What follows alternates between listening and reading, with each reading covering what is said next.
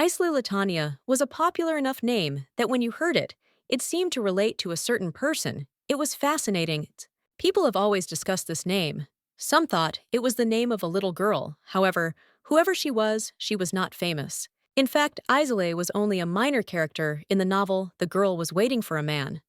And when he arrived, she asked him to come in and sit down. The young man started with the most important thing he heard, that the lady sent people every day for a month to ask for an audience. It is not so easy to meet with him. The woman understood perfectly well who was in front of her. The archduke's name was Carlberg Byron. He was more famous than the lady sitting opposite him. The blonde laughed slightly. She wanted to meet the hero because the duke was not the kind of person who could see dogs and cows. The gentleman did not understand what was being discussed, but the lady continued. In any case, it was better to talk calmly. The girl could just take a closer look at the young man. When Carl finally agreed, the girl introduced herself as Isla Latania Spencer. The interlocutor had never heard of her, but that was okay, because she already knew that he would not remember.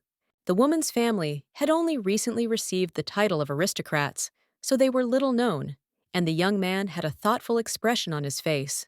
It didn't really matter what family the blonde came from. She came to meet Archduke Byron. The man said that he was busy reorganizing the army he expelled, exiled, and arrested the people sent, but the woman continued to seek a personal meeting. The maiden smiled. Now they could talk calmly. The young man hoped that this meeting was worthy of haunting him for a month. When the hero noticed such behavior, he was surprised that there was a person in the world who could laugh openly in front of him. For him, this was something strange.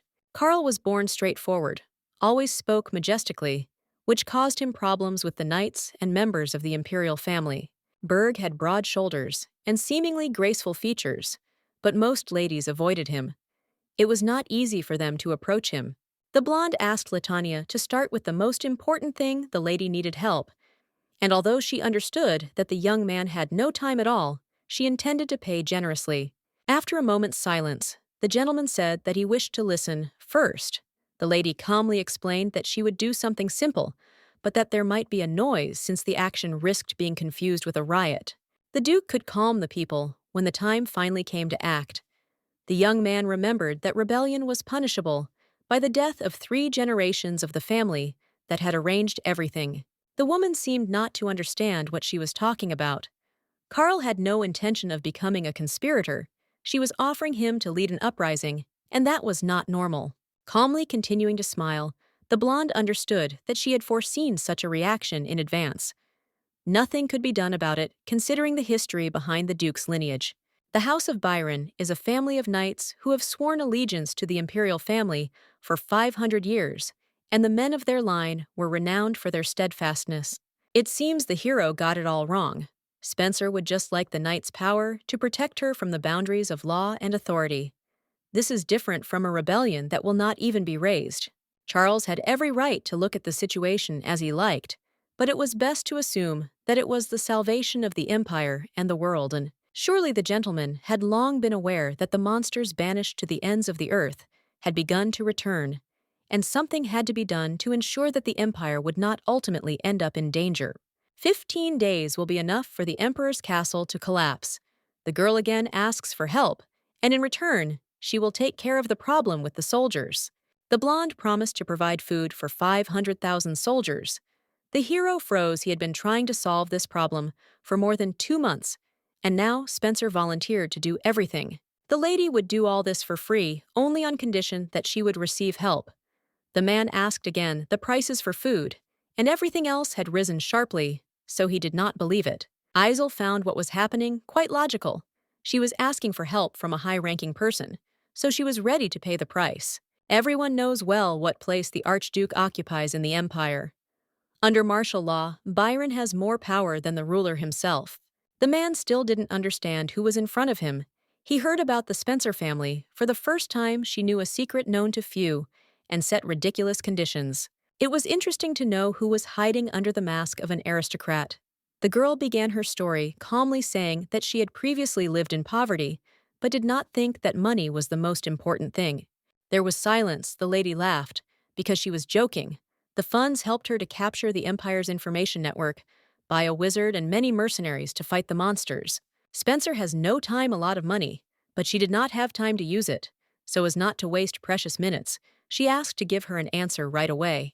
Without thinking twice, the archduke gave his full consent to carry out everything. He also remembered that it had recently been mentioned that they were acquainted. The blonde looked closely at the lady's face again. He didn't remember all the people he had met in the past, so he wasn't sure of anything. There was a strange feeling inside. Spencer said that it had been about 10 or 15 years since they first met. The lady understood why it was difficult to remember. As a rule, people don't remember their childhood well, and besides, there was no opportunity to meet at a conscious age. The lady came closer, and bending over the Duke, she reminded him that he had been a coward as a child, but when she was about to return home, he said that when they both grew up, it would be good to get married. In the past, the heroine could have faced a real choice: adoptive parents who raised the baby for 20 years, or real parents who showed up by chance. Without hesitation, the lady would have chosen her biological mother and father, although she was grateful to her adoptive parents. But from an early age, she understood the truth of how everything in the world is connected with money. It was thanks to her family that the brunette accepted the truth faster than expected. Immediately after her adoption, they had twins, and all the attention went only to them. As soon as the girl grew up, decided to live separately, and ran away, then it became known what a miserable existence without money is. The letters with debts and bills had no end. When the woman was reincarnated as a child from an aristocratic family, she immediately rejoiced. It was her time to shine and not worry about anything. At first, the blonde couldn't understand how she had gotten so lucky, but then she got used to it. The only thing that bothered her was that the names of emperors and countries sounded vaguely familiar when she studied the books. Spencer pushed away the nasty thoughts. She didn't care if she was in a novel or a cartoon. All that mattered was money and a quiet life. For a while, everything was fine, but the world is not so simple. One day, the baby's father announced that they had gone bankrupt, and in an instant, the business went bankrupt. The woman did not understand why they had no savings at all. She did not believe it, but the fact remained a fact. Only the mansion remained even without servants. Everything would have been solved if the family had sold the roof over their heads. But the estate belonged to the imperial family. Mother had prepared nothing but soup. Father Spencer said that for him, it was the most exquisite dish and promised to eat everything. Isolde also did not want to upset her mother, so she began to eat the soup. The dish was overcooked several times. This was another sign of poverty. The head of the family started talking about his chance meeting with Lord Vidgoda, an old friend of the Baron, and he wanted to know if he could help in any way. The woman was happy, but asked if her husband had decided to get involved in some dubious business again. He began to shake his head in denial, almost stuttering. The girl watching from the side realized that the showdown was starting again. Initially, the Spencer family business had not completely fallen apart due to the fault of the head.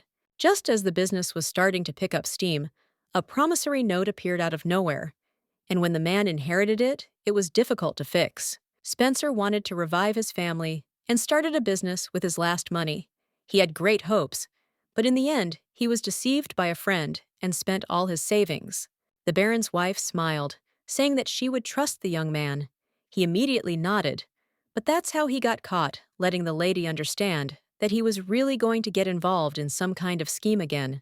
The problem was that the gentleman really trusted people too easily, but he wanted to try this time because Isolde had to eat and dress well. The blonde would have been grateful if she had been able to eat well, but even so, she was ready to accept diluted soup because it was from her mother. Spencer couldn't just give up the stupid idea he was doing. The Baroness kept pestering him.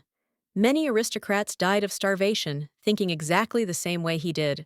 For the first time, the lady began to wonder where she had ended up. She had no idea which of the works the new reality belonged to. The first incident occurred at the age of 4, when the lady realized that she had once seen in a book the same countries that surrounded the empire. The problem was that she could not remember the specific name. The blonde herself understood that it was necessary to remember the plot of the novel as soon as possible. She no longer wanted to see her father sad and see how he unsuccessfully tried to do something. Spencer wanted to know what events were coming for their family, so she could figure out a way to make money. She didn't want to live in poverty for the rest of her life. Early in the morning, when the Baron as usual left, Someone knocked on the door. The girl did not want to open it, but she understood that if she did not go down, she would most likely regret it. There was a possibility that the arrivals had come for money, so Latanya tried to look as innocent as possible, looking with wide eyes. When the man asked if Isel was standing in front of him, she asked who he was. The brunette ignored and ordered her to answer. He looked irritated.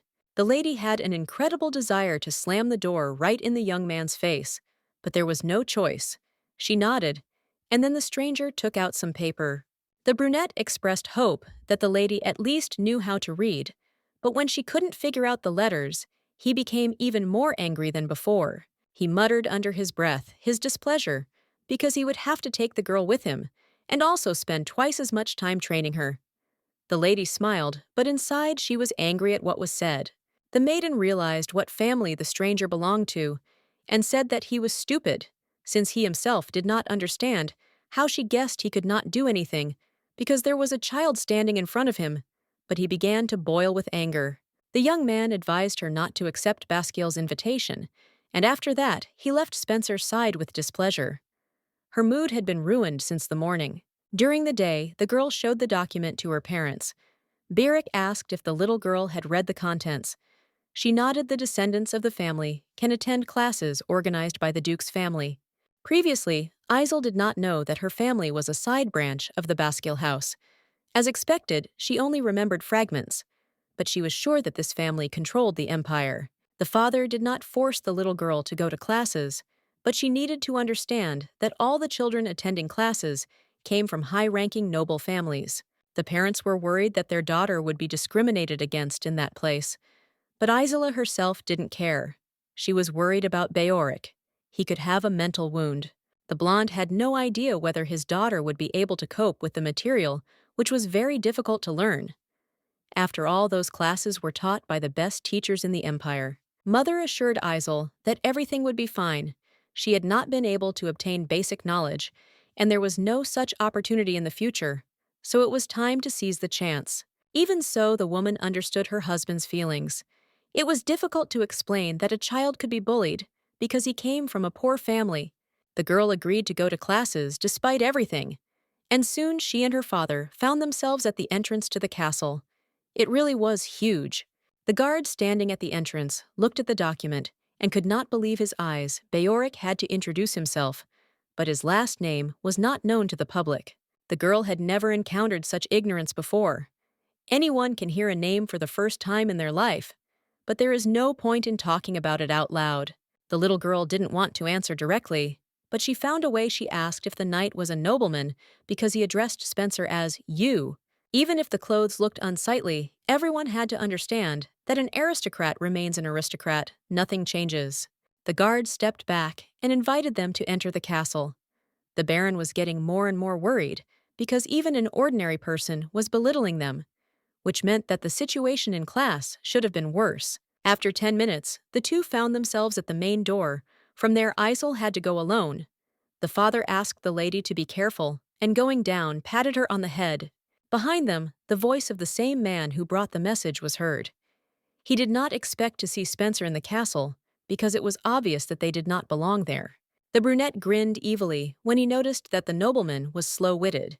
He later introduced himself as Gerald. His son was also supposed to start training. The girl felt disgusting.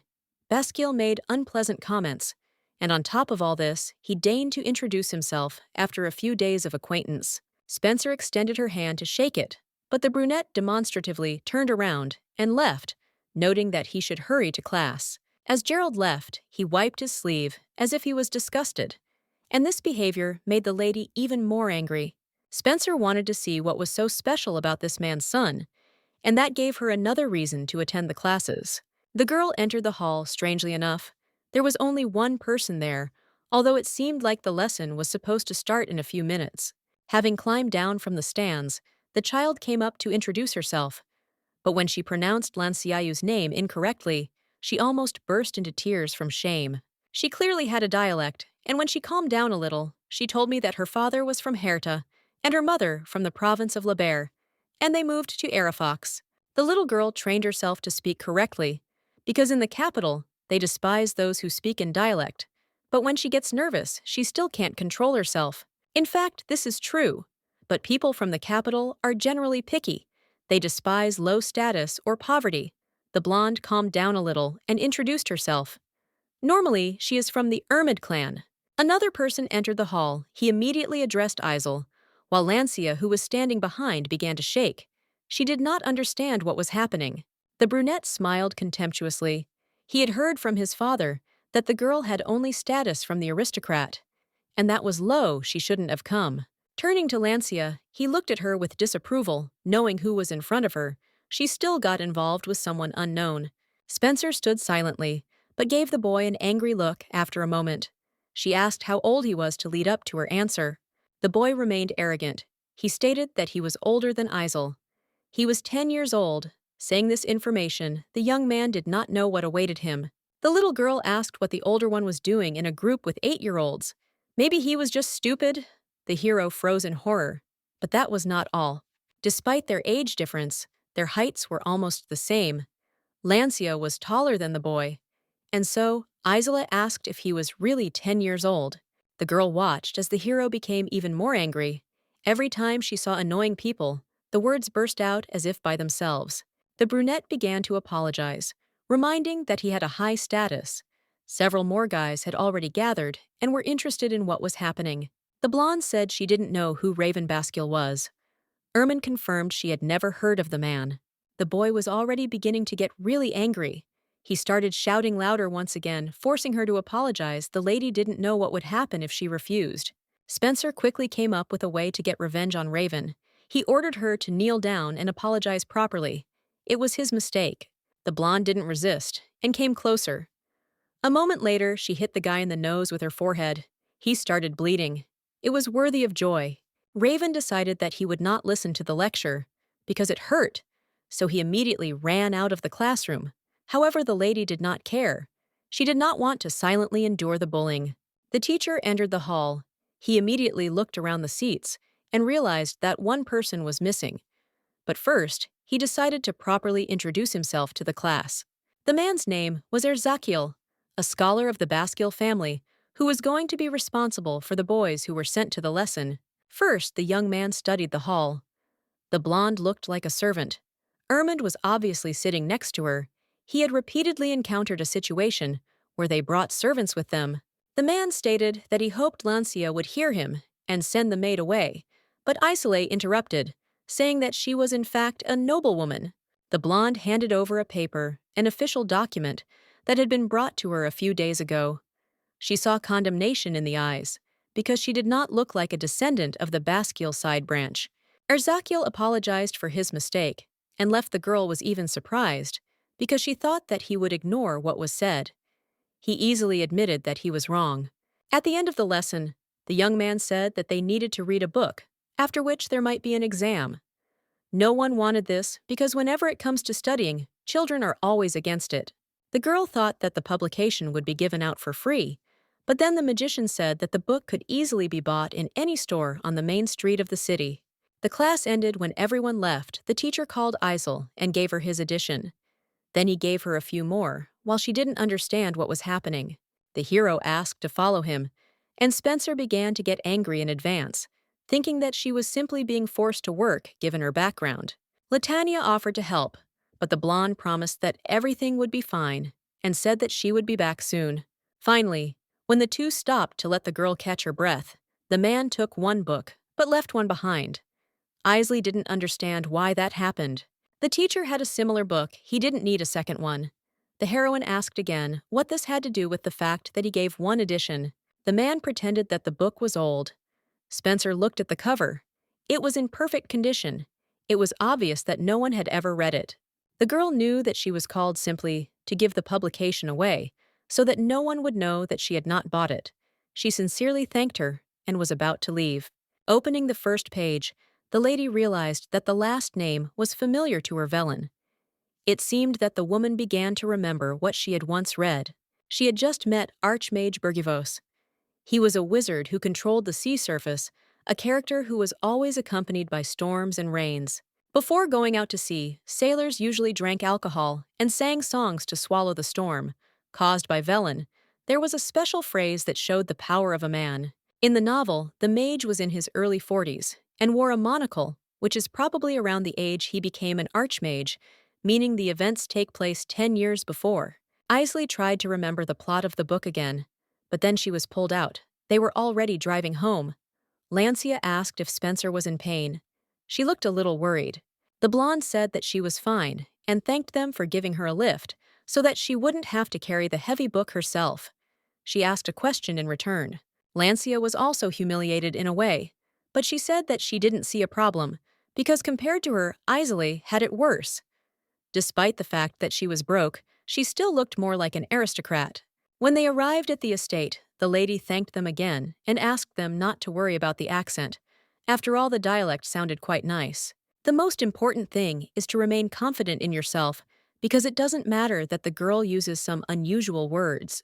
Dinner was taking place. The blind priest Vahidan Paddleton Basciel started a conversation, breaking the silence. He heard an interesting piece of news about what happened in class. His grandson left the class because his nose was bleeding. When the boy heard this, he immediately froze. He was afraid of what the consequences would be. The master respected his son's position for 2 years and even gave his own instructions to Raven. But even that was not enough. It happened unexpectedly. Gerald tried to explain, saying that the boy was still small, but he was interrupted because the address was addressed to a child. He has a mouth. He could speak for himself.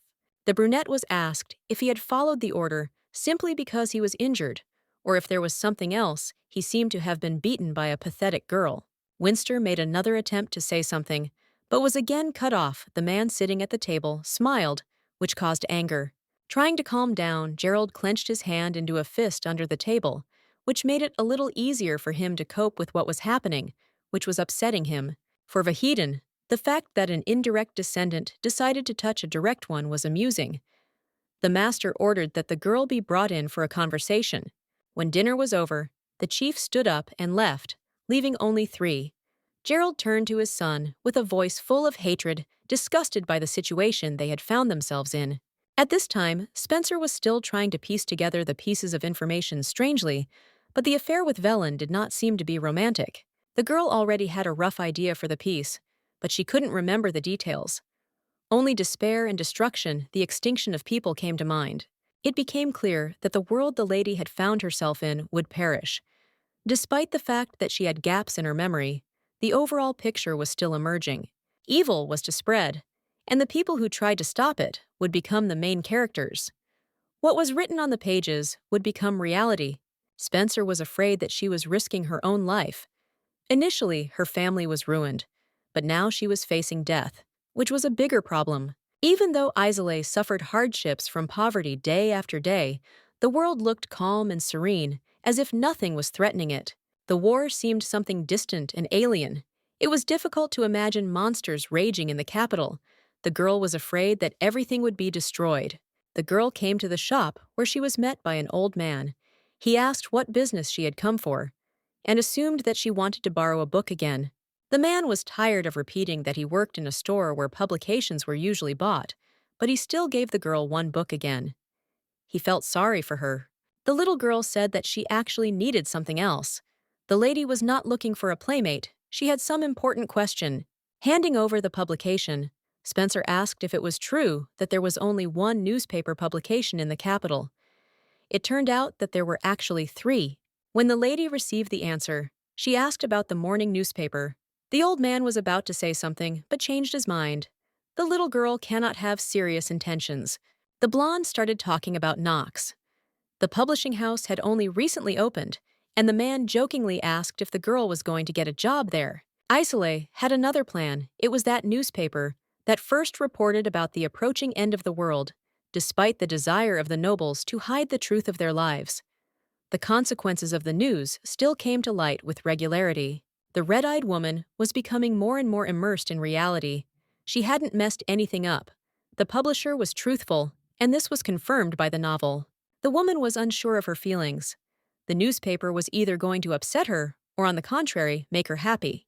It was not known what would happen the next day, but in general, the lady might have a way to earn money and escape poverty.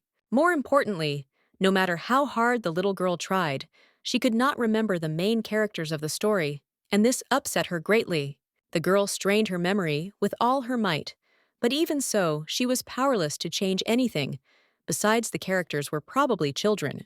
The situation was strange, but Spencer decided to collect her thoughts. She needed to think positively and use the knowledge she had gained. Of course, the little girl couldn't tell her parents the truth. If something happened in the future, she would have to sort it out on her own. Isole was distracted from her thoughts. She was already at home with her family. Beoric assumed that his daughter's thoughtfulness was connected with something bad. The blonde asked again, and still found the strength to clarify whether something bad was happening during the lectures. He didn't want his daughter to suffer. It was already late evening when someone started knocking on the door. The young man opened it, and his identity was clarified from the threshold without introducing himself. The only thing Spencer understood was that there were knights in front of him. One of them said that tomorrow the man would need to meet someone. Soon the young man noticed the coat of arms of the Basciel family. He asked another question, but also did not receive an answer. He was simply asked again to come to the meeting place tomorrow. Beoric could not stand it. His patience ran out, and he shouted. The knights came at a late hour, which meant they should at least say who sent them and why. There was a moment of silence. Then one of them removed his hood and introduced himself as Baron Bramberg. He said that he was Vahidian's personal guard. The blonde was even more embarrassed because he couldn't believe his eyes. His Excellency wanted to meet Isole personally. He asks his father to accompany her. The Baron still didn't give any details. Everything will only be known tomorrow. The letter will need to be shown at the entrance, and most importantly, not to be late. When the man returned back to the house, his wife met him there, and a strange atmosphere hung in the air which was difficult to read. Latanya also came down. It soon became clear that it was all because of the letter that came from the Basciel family. She was asked how it was all connected. When the girl realized who the invitation was from, she felt uneasy. She imagined that Raven complained to his grandfather, and he intervened. Still, Isole decided to tell some details, because in any case, she would hardly have a friendly relationship with that person. Raven tried to escape. He said that he had a headache, so he needed to get some rest. One of the knights offered to bring medicine. They still didn't let him leave the room, and this made the Duke very angry. He was going to deal with his studies later, but he didn't need it now. The boy started screaming that he would go crazy if he stayed in the room any longer. He was about to run out, but then Gerald appeared in front. The man was unhappy. It seemed that his son had already forgotten his words. He was obliged to stay in his room until the sun set, or until he received permission. There were attempts to explain, but Basciel did not want to hear excuses. The young man promised to try better, but eternal promises only made the situation worse. Sheer shame was what Gerald felt. Raven didn't want to feel humiliated, but he asked for forgiveness over and over again, searching inside himself for some tiny hope. The boy promised that he would return to the room, and despite the headache, would study hard. The father was still dissatisfied. Even this arrangement did not suit him, because the scene had already been arranged. A servant came. He turned to the master, and for some reason he remembered Isole Latania. She was from a family that perhaps no one had heard of. When Basciel asked what was the matter, it turned out that the girl had come with her father to meet with the head of the house. Before leaving Gerald through a book it was intended for preparing for exams. Beoric was a little worried about his daughter, and it was clear that due to her behavior, punishment would most likely be intended, and not a very simple one. It is unclear whether a man like Vakidman is capable of showing mercy in any case. Only time could show what the outcome would be. While the young man was thinking about how he would have to beg for forgiveness so that the girl would be allowed to attend classes, she remained serene. The little girl took the cookie and offered to share it. But Isole couldn't stop eating. She didn't have such sweets at home. The blonde was deep in thought when an adult gets involved in a children's fight. It's mean, which means she had to somehow get around him, hush up the situation. His lordship was waiting for the guests in his office. They were escorted by servants and told that they could now go inside to begin the conversation. Vakidman greeted those who arrived and asked them not to pretend that they were being brought to execution. Everything was fine, they should come closer, and nothing terrible would happen. There were bags on the table. The lady became interested in what was there while she was thinking. Basciel looked at her carefully. The man started talking. Ceballos looked and burst into tears. Raven got tired of writing. It was more like stupid facts. The girl didn't understand what was happening. The blonde was asked if she was going to show her fear, because she said that she was afraid her feelings were logical, because they could easily get rid of her. Usually, children and adults froze at the sight of the master, but there was no embarrassment in the lady's eyes, even if she said it was true. Unlike his daughter, Beoric was full of worries and experiences. No matter how frivolous the old man's grandson was, it doesn't change the fact that he was beaten. He was simply curious to know about Latania. Many believed that the Spencers were a collateral line, the family name having been founded when one of the Basciels ran away and gave birth to an illegitimate child. The man got to the main topic. Such a distant relative decided to hit Raven, and it was certainly not something he should have let her get away with. Beoric frantically began to offer to take responsibility for himself, but he was interrupted. No matter how young a lady was, she was obliged to answer for her own actions. While the man was still trying to object, Isel began to get angry. The grandfather really stood up for his grandson because of his nosebleed. After a while, the girl spoke up. There is a reason why the lady cannot accept the punishment, but it will not be considered acceptable. Vahidman watched the beauty. It was the first time he saw a child who looked at him and did not take her eyes off him. He asked to start talking, or punishment would definitely be chosen. Raven also did not behave very well, but the problem is that the lady did not tell why she deserved forgiveness. The old man said that the girl was obliged to write a letter of repentance. 2 sheets would be quite enough. It would need to be brought to the next meeting. There was silence. The beauty was almost not afraid. Everything was gone. Vakidman just wanted to see the one who made Raven cry at the very first lesson. The girl realized that the man seemed familiar to her. He died in an accident before the start of the original story. Isel noticed the bags that were on the table. She opened one of them and sighed. There were many small bottles. It was strange. The father reproached his daughter for the way she was behaving, but she spoke to the Duke, asking him to ask a question. It seemed there was gunpowder there. The smell was incredibly strong. The old man raised an eyebrow. The vials were sealed tightly, meaning nothing should leak out. The blonde continued asking questions. She remembered what caused the man's death. He was at the epicenter of the explosion. He could not survive. Gunpowder was originally imported to expand the Basciel family's military operations, but to save salt vinegar and sulfur, it was made up of a lot of cheap sugars. Due to the replacement of the particle, the stability of the gunpowder to storage decreased, which led to a sudden explosion, and the death of the Duke. His death led to internal strife in the family. The blonde sincerely hoped that her hint helped, and in the end, Vakidman figured out what was what, and then he had to figure it out on his own. Soon the girl met Lancia. She asked how everything went, instead of answering. Latania asked to speak calmly, even if it was in dialect. Spencer wanted to know what the question was. The blonde paused, looked around, and then came closer to repeat. Recently, the Baroness met with Duke Basciel. It turned out that Ermund was very close to the Duke, and next time she asked him to notify her so that he could help. At last, Milady began to understand why she had got away with only a 2-page letter of repentance. Everything had turned out as well as possible, and she was happy about it. Lancia turned out to be much better than she seemed at first glance. They only met once in class, and she took such a risk for the sake of friendship. It seemed that the new friend was one of those who worried about everyone around her. The blonde remembered that they had an exam day. She hoped that everything would work out as well as possible. It turned out that the blue-eyed girl couldn't get through the book only 10 pages. This confused Spencer. There were a lot of unknown words, but not that difficult. When they handed out the sheets of paper with assignments, the girl realized that it would be easy. She didn't understand at all why, as an 8-year-old child, she should worry so much about studying. After a while, the heroine raised her hand to say that she had decided everything, but it turned out that the magician had been watching her closely all this time. Permission was given to leave, but the teacher also informed the lady that some important person was waiting behind the door. The girl wanted to refuse so as not to attract attention to herself, but it seemed that desires were pouring in. When the lady finally came out, she was met by a maid. She said that she would take the lady where she needed to go. The blonde still looked unhappy, not understanding what was happening. When the girl stopped, she saw Duke Vahadman in the distance. She didn't have time to say anything as a very loud explosion was heard. The beauty covered her ears, but she still felt uncomfortable. A lot of questions appeared, and a strange expression appeared on her face. She was scared.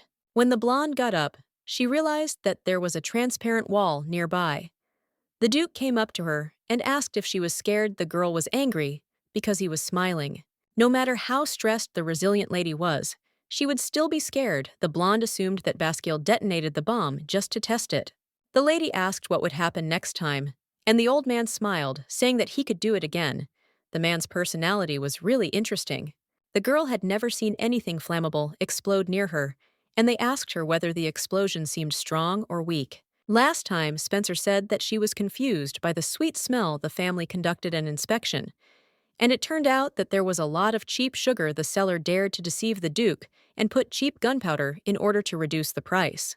The man distracted the lady from her thoughts. He asked how she knew that the sweet smell was something bad the children would never have guessed. Initially, Spencer talked about all this as if having a sweet smell was a problem again. The Duke repeated the same question. He was interested. The world seemed to freeze. Isola realized that, judging by his expression, absurd excuses would not work. But if she told everything honestly, nothing would come of it either. The girl shrugged and said she didn't know she had once read a book that talked about the main ingredients of gunpowder, and she had concluded that the sweet smell was strange. The Duke seemed to believe it. Even those who had worked in business for decades did not notice. But an 8-year-old child, having read the book, immediately understood everything. It is actually interesting. Spencer was shaking. The man seemed to suspect that he had been deceived, although the explanation seemed worthy, at least at first glance. The old man asked how the beauty had done with the exam. She said that everything was fine. Last time the lady had been punished, which meant that this time she would receive a reward.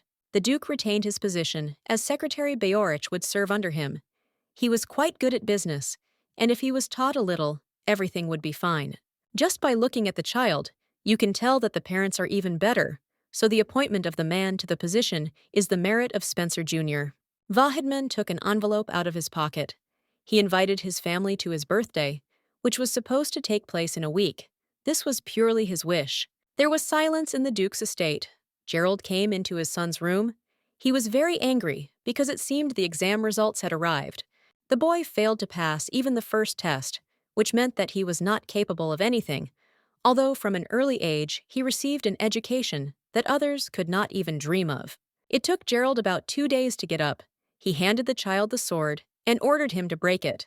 The brunette immediately began to cry and beg him not to do it. The Duke did not listen to him. He left and said only that every person must be punished for his mistakes. No one was given the right to choose. Lancia was happy that she came to the banquet with her friend. For the first time, usually no one wanted to talk to her because the accent always comes through. The girl couldn't help but notice how beautifully Spencer was dressed. She looked very much like a fairy who came from a beautiful forest. Of course, the lady complimented her back, but it wasn't the same because Ermin didn't consider herself beautiful, considering that she also spoke incorrectly. The heroine could have agreed since 80% of the Empire's population were blondes. But for Spencer, there was something special about her friend. In the world she came from, she lived among people with thick black hair, so her shining locks really did attract attention. The Duke approached them. Isley immediately introduced herself properly. She was truly happy to meet. He asked for forgiveness for forcing her to take care of his daughter. He did not have enough time to look after her. The blonde nodded. Everything was fine. There was no point in worrying, because she was glad to be near her and spend time while she had the opportunity. Ermin nodded and asked another question. He heard that the lady was unable to come to the banquet with her parents. It just happened, although initially there was an opportunity for everyone to go together. Lily, who was already feeling a bit unwell with a slight fever, so Beoric stayed by her side to take care of her Isel, found herself alone in the large banquet hall, which must have worried her a little. The man said that while at the banquet, the lady could come to him with any problem. He would be her guardian, after which he left. Many people were talking about the prince who was supposed to come. Only Isel was not interested in a stranger, considering that she had never even seen him. Lancia would also like to marry a prince. She was not afraid that he would be stupid or ugly, because in fairy tales they were always exactly like that. There was a not-so-good atmosphere in the other part of the room. Raven stood near the window and did not move while everyone else was whispering right behind his back. Rumor had it that Vahidman's grandson was a black sheep.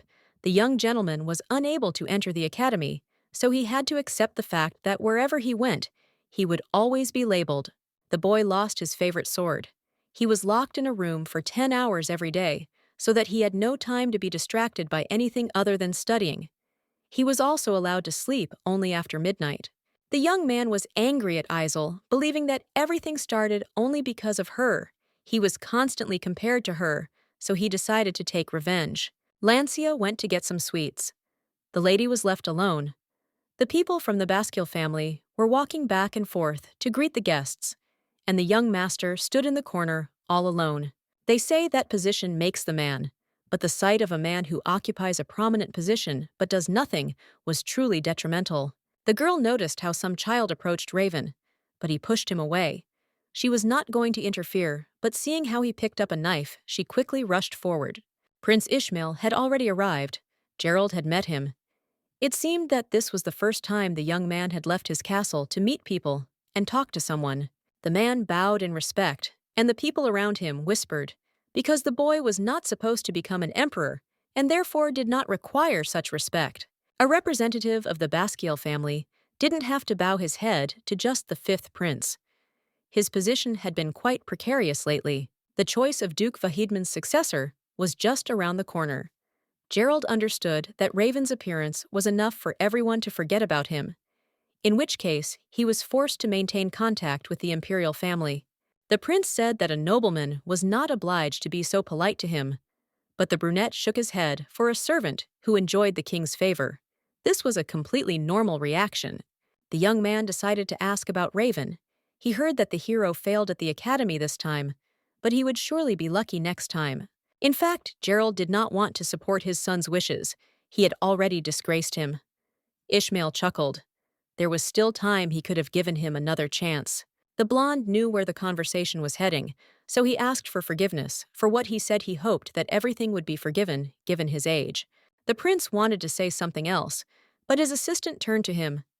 The brunette was angry at this time. He didn't like the fact that he was so unceremoniously interrupted mid-sentence. Something happened. The young man ran away to find out how to change the situation, leaving the Duke wondering why he was being treated like that. Ishmael had already told the child that he would be there for him, and had only gone away for 10 minutes. But during that short time, something bad had managed to happen. The young man found himself at the scene of the incident. The blonde man stood behind the girl who shielded him and cried, while the brunette standing in front of them continued to shout something.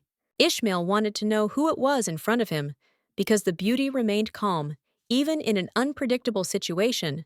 She told Raven that his behavior was dangerous. Basciel screamed that now, because of Spencer, he has to sit locked up every day. He even lost the sword that he valued, like his life. No one asked him. The blonde shrugged. She didn't see the point in being asked about anything. Since it was Raven's fault, she didn't do anything like that. Isel was ordered to shut up because she was only annoying more. The Duke was still sure that everything happened because of the lady. The boy standing behind her was the first to push the stranger.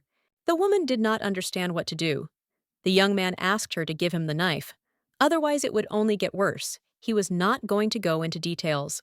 If Spencer didn't follow the requests, then she could end up with the same scar on her face as the one on her hand. The situation was slowly getting worse. It was time for the girl to move away. But she stood and continued to protect the boy, as if they knew each other.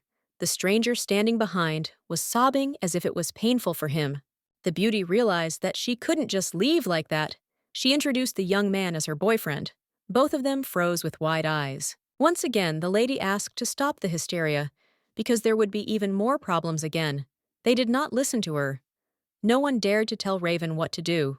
The boy wet himself out of fear, although for an 8-year-old child, this was nothing to worry about. So the lady simply did not pay attention to it. The girl was wondering how she could get out of the situation. She was lucky that other generals came. One of them was a child, but his assistant could somehow help. The brunette decided to act quickly and not talk anymore. He rushed at Spencer because of this. She, along with Carl, flew back straight into the pond. When the man pulled the two out of the water, the beauty tried to catch her breath. She was invited to a banquet, but in the end, it all ended with a cut hand and a fall. The blonde stood up but almost immediately sank back to the floor. Carl began to cry even harder, asking the stranger not to die. He always reacts too strongly to everything. Burrick came to Gerald. Although he should have stayed at home, he learned about what happened to his daughter and could not help but come as soon as the opportunity presented itself. The servants immediately asked the Baron to be calmer. He risked finding himself in a difficult situation. The man almost immediately rushed to the bed where the girl was lying. Her face and body were pale, her clothes were stained with blood. They didn't even bother to stop the bleeding properly. Gerald explained that Spencer was not badly hurt and asked not to worry, but the young man interrupted him. Seeing his daughter in such a state, he was not going to listen. Looking with an angry gaze, the hero rebuilt the situation. If Raven had returned covered in blood, then the Duke would probably have been no less worried. Wounds always look deeper in the eyes of a parent. Even though Spencer's business went bankrupt, and he cast aside his aristocratic pride, he still tried his best to protect Isley from a dangerous environment.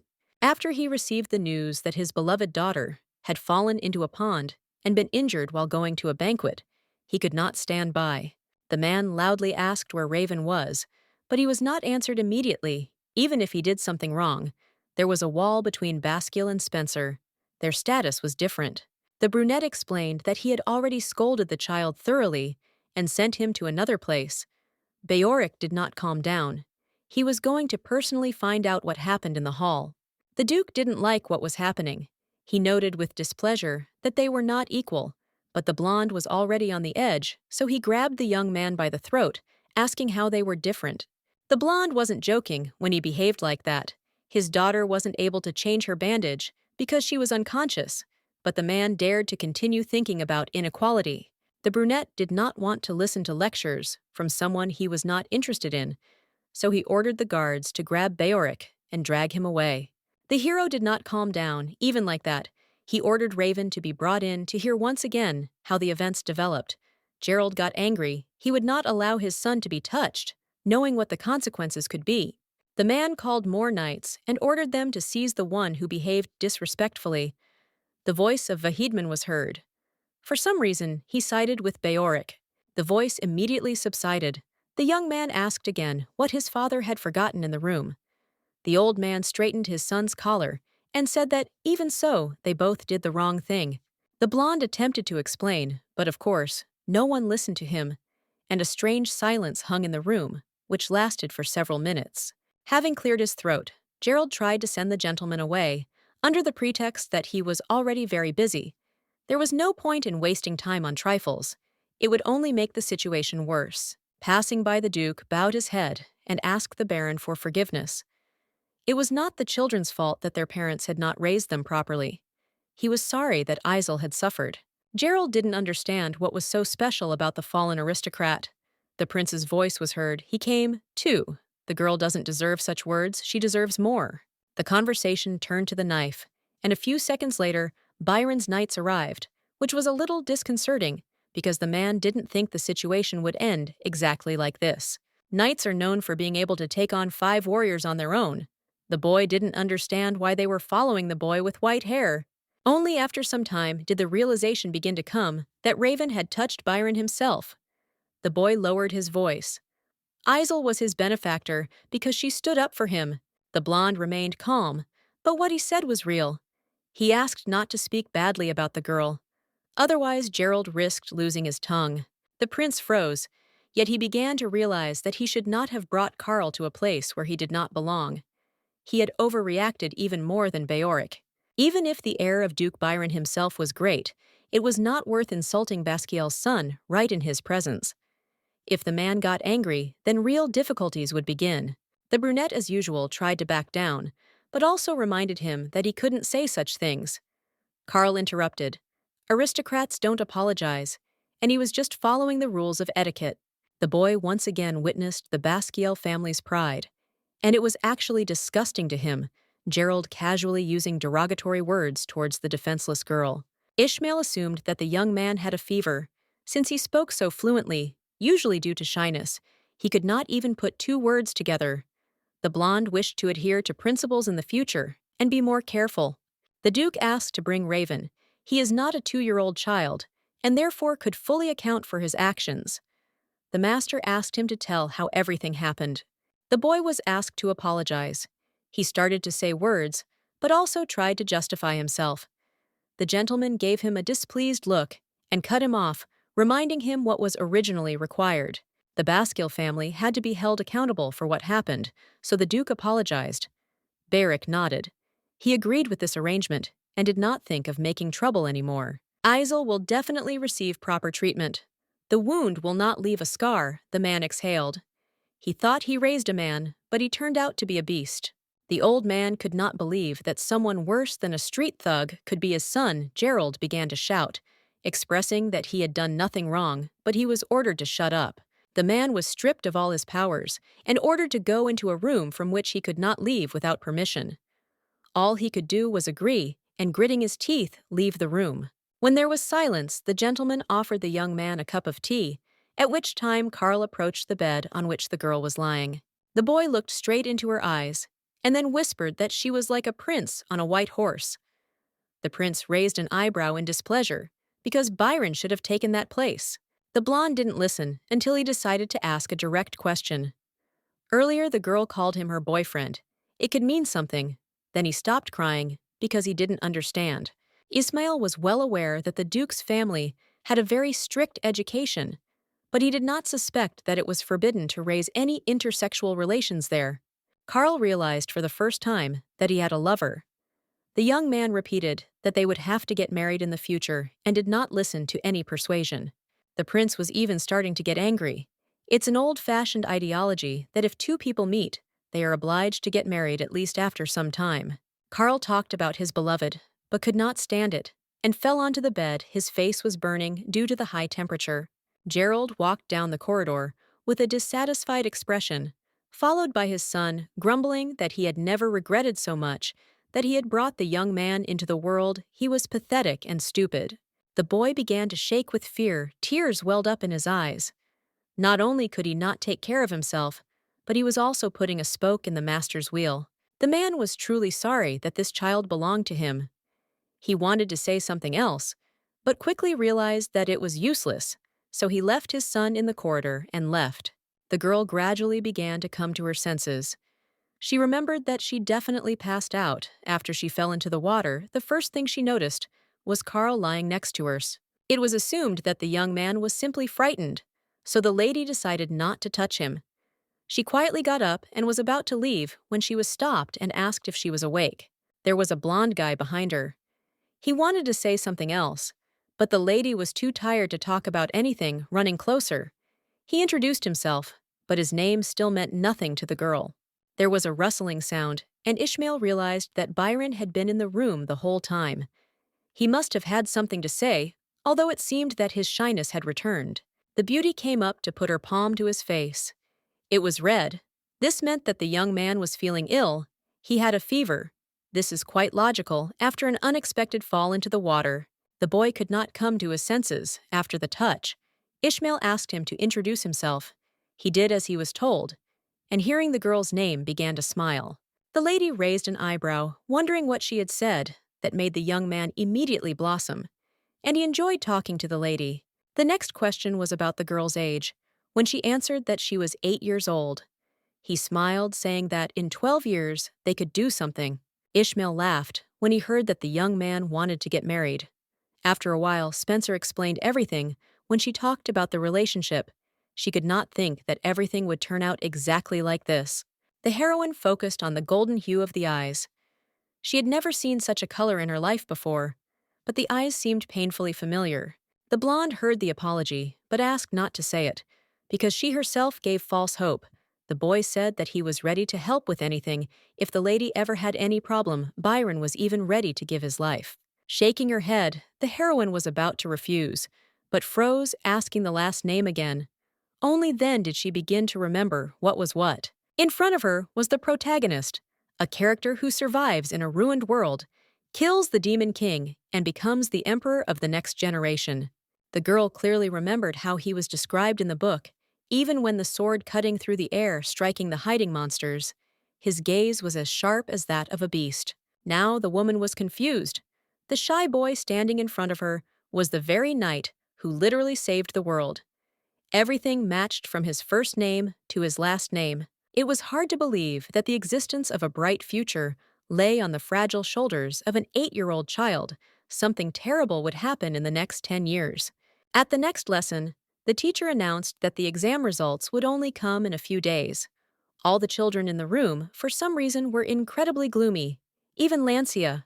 Spencer turned to her friend, clarifying what was wrong, and she just started crying and saying that she had screwed up big time. It wasn't a dialect, but a cry from the heart. The girl didn't pass the test, she failed, and didn't know what to do. The blonde suggested just accepting the fact that not everything is so good. But in response, she received even more tears. In her past life, the heroine was an orphan, with no other options but to study hard, so she could never imagine failing a test. Spencer tried to say that happiness is not about grades, but that didn't mean you had to be happy if your grades were low, because it was much more pleasant to receive praise than criticism. The lesson ended. It was time to leave again. Latania invited Ermin to go with her. They could go together once since the series of exams was over. 3 times a week, the girl went to classes. Vahidman accepted Beoric's conditions, although in fact he had every right to refuse. But trying to make amends and having an interest in Isel, he agreed. Thanks to this, the girl's name flashed everywhere. And quite often, the heroine also noticed that Raven had not been seen for a long time. At first, he appeared at several classes, but then completely disappeared. Initially, Spencer was not very keen on worrying about someone like Basciel Jr. The fact that the boy had made an attempt on Byron had not leaked out into high society. Everyone was ordered to keep quiet. Isel didn't ask any questions, and Vakidman, accordingly, didn't dare to raise such a topic. It was still strange that such an incident would just fade away. Even Basciel had a hard time escaping punishment for the assassination attempt on the prince, who was part of the imperial family. No matter what the status of the person, he was obliged to receive what he deserved. Lancia introduced herself as soon as they came to the Duke. The man knew her family well. He asked if everything was okay with Zakal, and the girl nodded. The lady happened to notice an official document that spoke about the annual festival. She decided not to ask questions for now, and instead began to eat cookies. The girl handed over a piece of paper with an assignment which was carefully looked over. Now an exam awaited her, not lessons. A handsome young man with blue hair entered the room. The gentleman asked to introduce himself. The young man's name was Elias Ilgert Vesianitzel. Spencer quickly ran through the contents of the book in her head. This was the man who was the main character. In the book, the main character was in love with the lady, as well as many others. She was the only one in the universe of the novel who had a harem she could afford it. The woman was very smart, had a good memory, and in addition was good at shooting. Her skills with a bow were based on spiritual power. Elias did not need anyone's help. The character had an important skill, but Spencer couldn't remember. She only remembered very well that she hated loss for a number of reasons. Yulgert eventually died at an early age due to being in league with the enemy. She did this because her younger brother was taken hostage. The girl wasn't sure how it was all connected, but she didn't know who would love a man who ended up taking his own life. That was still to be figured out. It was not clear why Elias was introduced as a boy. Perhaps he was her younger brother, but then he should be 10 years younger. That was the age difference between them. The blonde was asked why she was looking so attentively. A solution was found. The man was simply very handsome, but even so, he did not like this. He noted that this was not the most appropriate for a compliment. 10 minutes passed when the heroine started talking. She heard that Isole prevented an accident. She thought it was an accident, but Elias said that everything doesn't work out that easily. The Baroness's face reflected all the questions directed at the Duke. This teaching method was not real at all. The blue-eyed woman said that their meeting was over. The second part of the interview would take place at the workplace. Yulgert didn't explain anything. She just smiled and said that the first stage had already been completed. Basciel recommended Spencer for the position of assistant. The girl didn't understand she was only 8 years old, which meant there was no point in it. Age doesn't matter. The most important thing is the skills a person has. In some ways, Isley agreed, but she still wasn't sure that a small child would be able to do anything. At that age, children just go to school and play with toys. Blue-eyed continued, all the people who recommended Spencer highlighted the same qualities of hers. They said that the girl had a good memory and that she grasped everything quickly. Besides his excellency, the outstanding abilities were also noted by teacher Velen and parents. They were confident that the lady would cope with all the tasks perfectly. Being an assistant did not mean that the beauty would have to follow her mistress around. They would have to meet once a week, the work would be. Instead of lessons, this would not affect the overall learning process. It was never said where all this would happen. There was almost no information, and the girl would be lying if she said that it didn't upset her. The Duke volunteered to explain the essence in a few words, but it will be necessary to find out what the exam consists of, and find the answer to it. It will not be too difficult. The girl frowned with displeasure. She was only 8 years old, but they had already given her a test that was beyond her capabilities. She didn't know if she could pass the test, not fully understanding its essence. A week passed. The beauty was taken to the mine, and she began to understand what was what. Although she still didn't like it, she had to go there right inside. The blonde wasn't sure about Lass's sober thinking, because there was no place for a child in such a place. It was dangerous work in the mines, was only for adult men. Previously, during slavery, only slaves worked there. The lady didn't want to breathe dust the most, but she realized that it seemed she had no choice when the conversation turned to what Elias was doing. The girl took out a book. She decided that it would be much easier to demonstrate, and explained that the work consists of creating maps. She creates maps by walking through places where there are no roads yet, and then marks them. Now, Spencer remembered the distinctive skills that the lady possessed. She could imbue arrows with spiritual power, or she could create or read maps. She served as a compass. The only thing the beauty didn't understand was why they took her away too, considering that the lady was doing quite well herself. The woman handed over the card and asked to transfer the data onto a piece of paper. This matter seemed really important. It shouldn't be given to a child. Isel tried to back off, telling how she had never done anything like this before, and didn't understand what was going on. Yulgert remained calm. It was true that it was dangerous to go into the mine itself, but that was why the little girl was left outside. She breathed a sigh of relief, glad that she would be left alone. There was still a lot of speculation about why the heroine was hiding her true gender. She hadn't done anything wrong, but there was still a problem. It was decided not to ask unnecessary questions, so the lady went to do the task. The work turned out to be more than expected. When she wrote, it seemed, or the earth moved. The maiden jumped up and decided to hide, because she thought about an earthquake to her surprise. All the people outside remained calm, although everything should have been different. Elias's voice was heard asking how the woman ended up there, and she didn't know what to answer, only muttering something about how it seemed like an earthquake had happened. The blue-eyed woman smiled. She didn't tell, but not far from the mines, there was a firing range for weapons every time. During the exercises, the ground shook. Elias tried to calm the girl down with a simple explanation. The training ground was far away, and the place where she worked was quite deep and solid, so nothing would have collapsed anyway. The local miners were already used to it, which meant that Spencer had no reason to worry either. She changed the subject and asked to follow her to see how the work was done. After some time, as soon as Vesyanitzel looked at the cards, she said that everything was fine. The girl was allowed to go home. The carriage should already be waiting outside. When the lady arrived at the meeting place with the Duke, he asked what had happened. She looked crumpled because she was frightened by the sound and accidentally fell. She should have taken a bath and rested a little. The man asked why the girl looked so displeased. She asked if the point of the exam was to find out who the person who had taken it was. He clarified why the heroine thought so. For him, this person is not close, and the work is not connected with the classes. The heroine could have answered the question of what the exam consisted of, but she herself did not know anything. It was Spencer who initially asked who this man really was, so the question should be answered by His Excellency, not the child. The girl came to an outrageous conclusion. The hero did not think that the people who raised the beauty would approve of his actions. She shifted all responsibility onto another person. However, the Duke could not answer simply.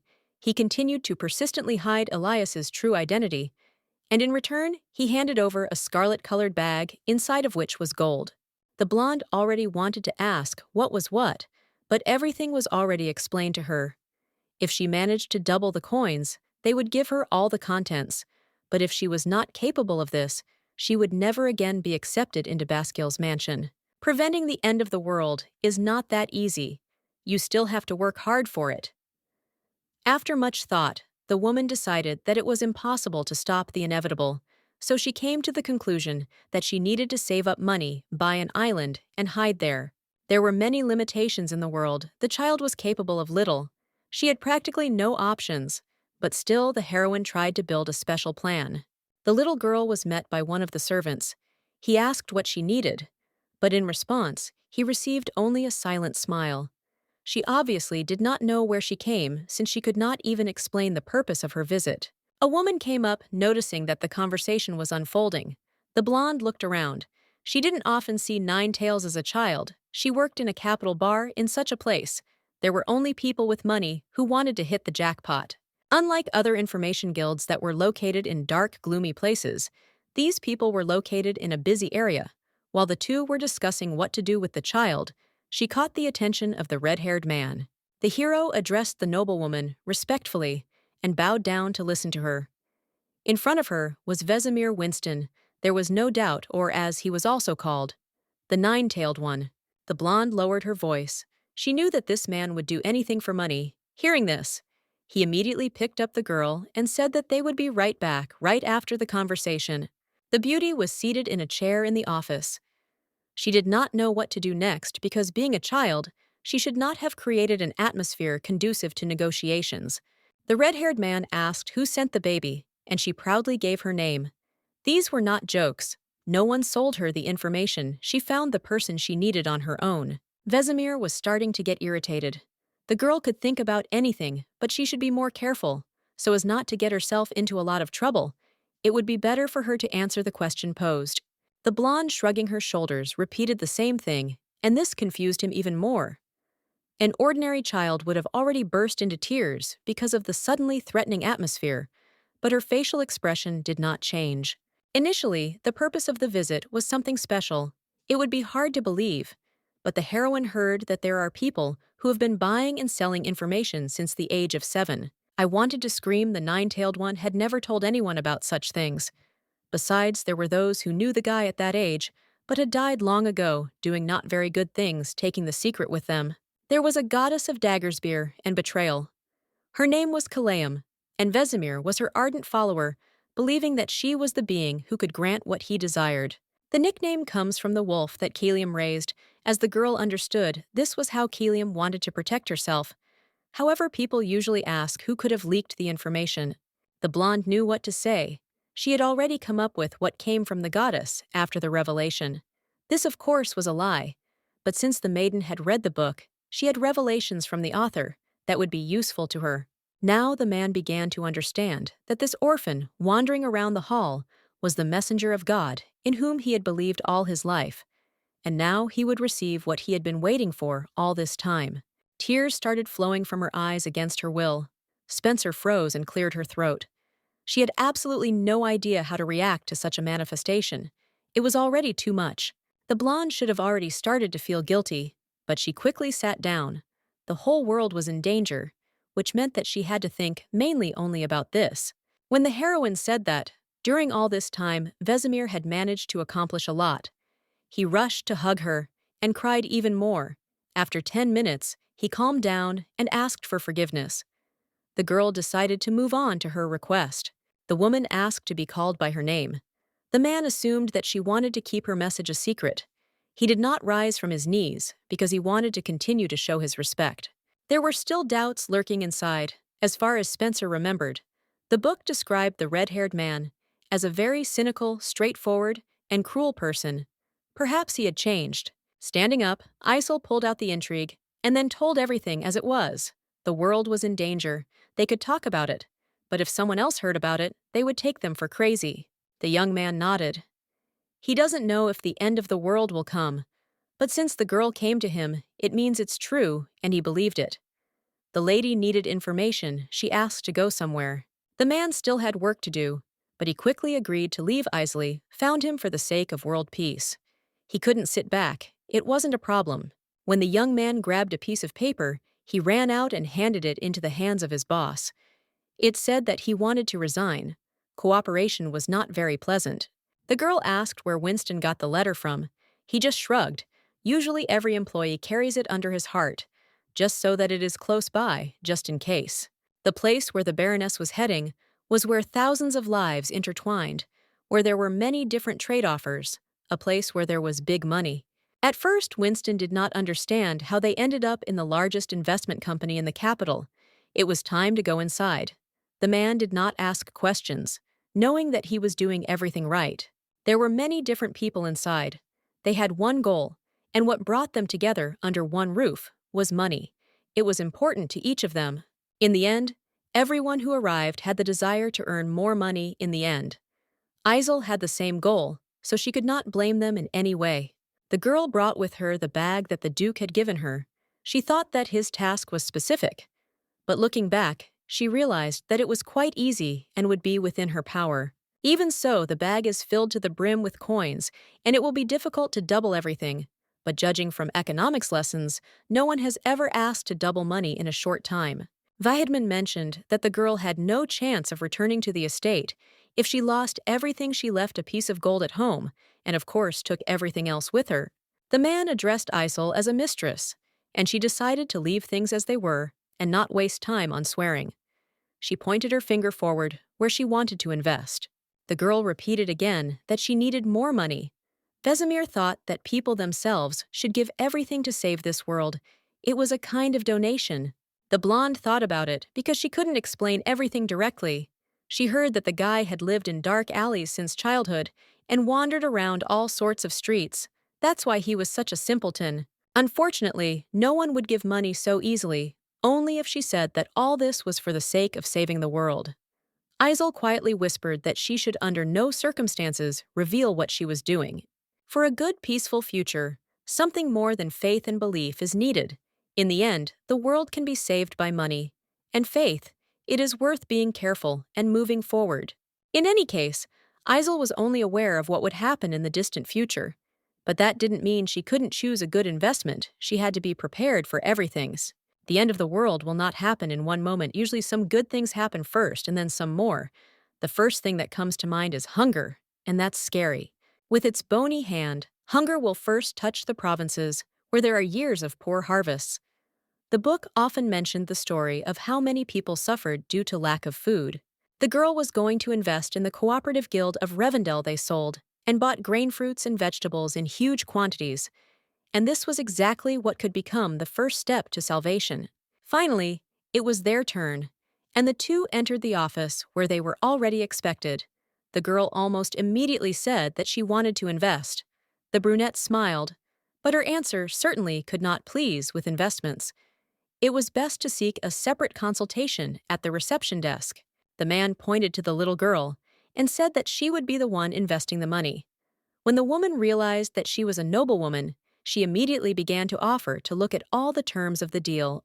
Of course, the heroine didn't like the sudden change in mood, but she consoled herself with the fact that in a place where coins rule everything, this is normal.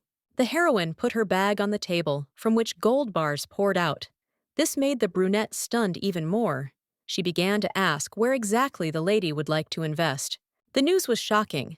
The beauty said that initially, the first step was to buy grain in the southern granary. There was no way around it. The woman called the person with whom she could continue discussing the deal, and he said that he would do everything to ensure that no problems arose. When everything seemed to become clear, the blonde asked to take all the grain from the southern granary to the mansion. In a week, some of it was supposed to be shipped. Nodding, the heroine turned to the red-haired man, and he picked her up in his arms. It seemed that the first task was finished. Now it was necessary to spread the information. It was something like rumors. The man suggested spreading a rumor that there would be a bad harvest. Spencer had a better idea. She needed everyone to know about the upcoming festival that would happen in the capital. Winston, quite logically, did not quite understand what benefit this would bring. But the girl was in no hurry to explain. She simply knew that a lot of things awaited her in the future.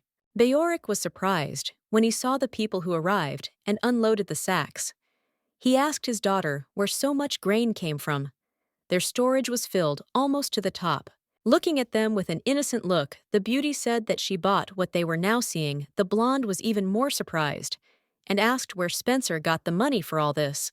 The Baron's family, whose business had failed and who were desperately poor, could barely afford a single grain, and for a long time they survived on some soup and stale bread.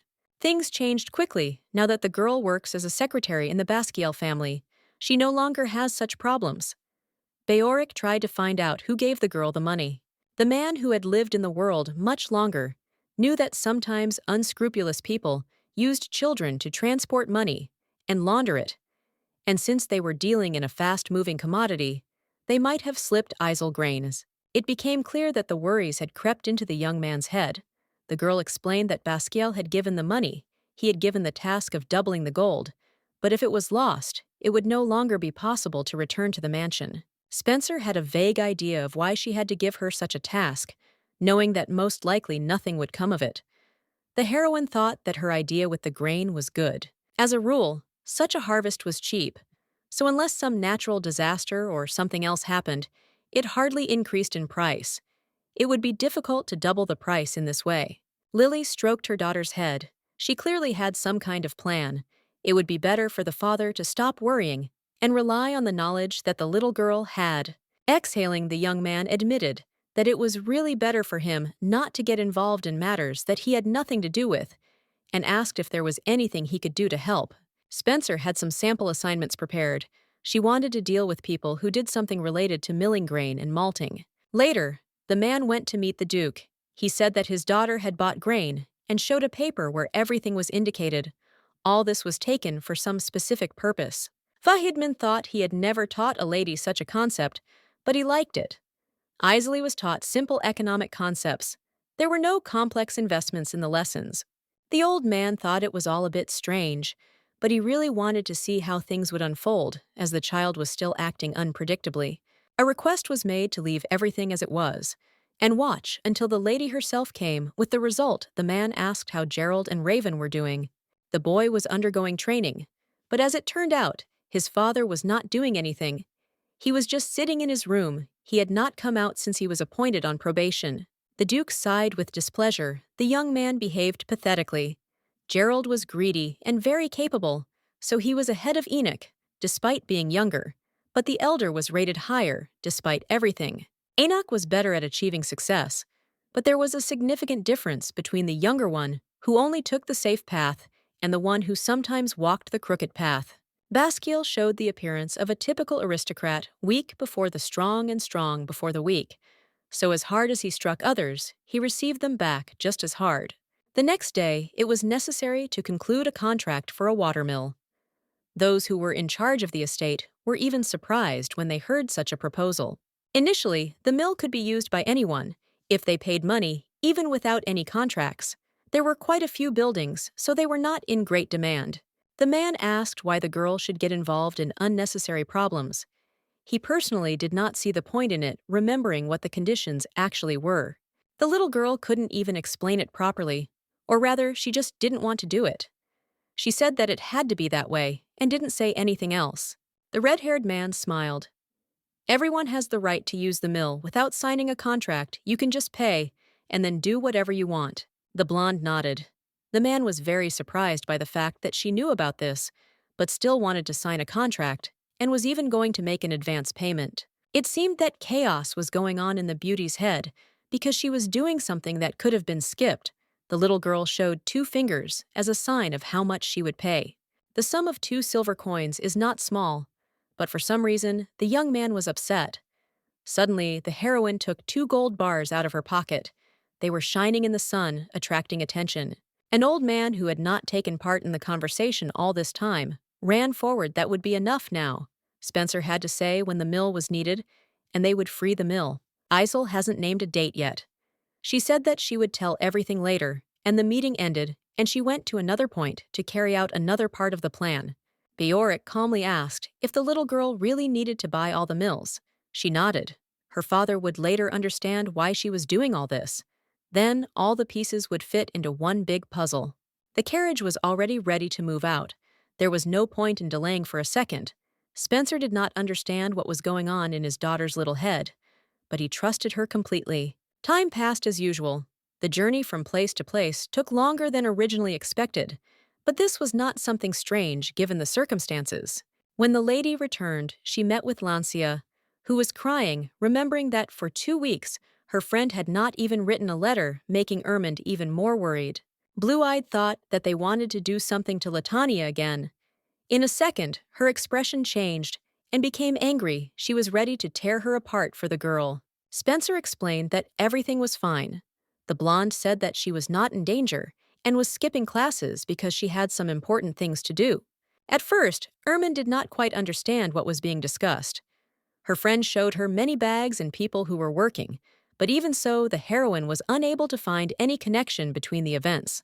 Recently, the Duke gave the Baroness a task that was also directly related to what was happening. There were really a lot of bags, and there were supposed to be even more of them. The blue-eyed girl was silent, and then asked directly if Spencer was engaged in slavery. Horror was reflected on her friend's face. This was not true, considering that the kinship had long been cancelled. They were in the resale business. This new concept was hard for an 8-year-old to understand. Nothing was changing, so they had to explain it a little more simply. Ermund listened to everything and asked if the Spencers had stocked up on grain to bake a lot of bread. The little girl nodded. She really wasn't sure what would come of it, but all that was left was to try.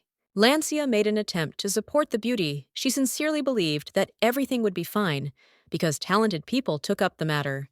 The blonde stroked her friend's head and thanked her. Such words made her smile. Suddenly, she remembered the news that the teacher asked her to come to his office tomorrow.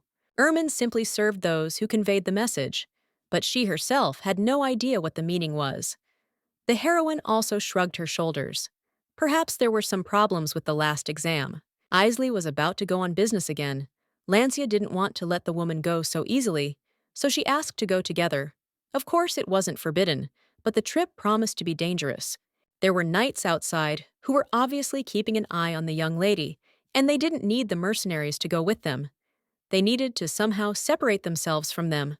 Having finally decided to go, the girl dragged her friend along with her, who as soon as they arrived, began to shake with fear. In fact, the street was dark, and many were surprised how children ended up there. The Virgin found a man who matched her description. She wanted to ask him where a certain Rebecca was. It turned out that he was her husband. The hero reacted somehow too violently. He thought that in front of him was a child who had been hidden from him all this time, remaining calm.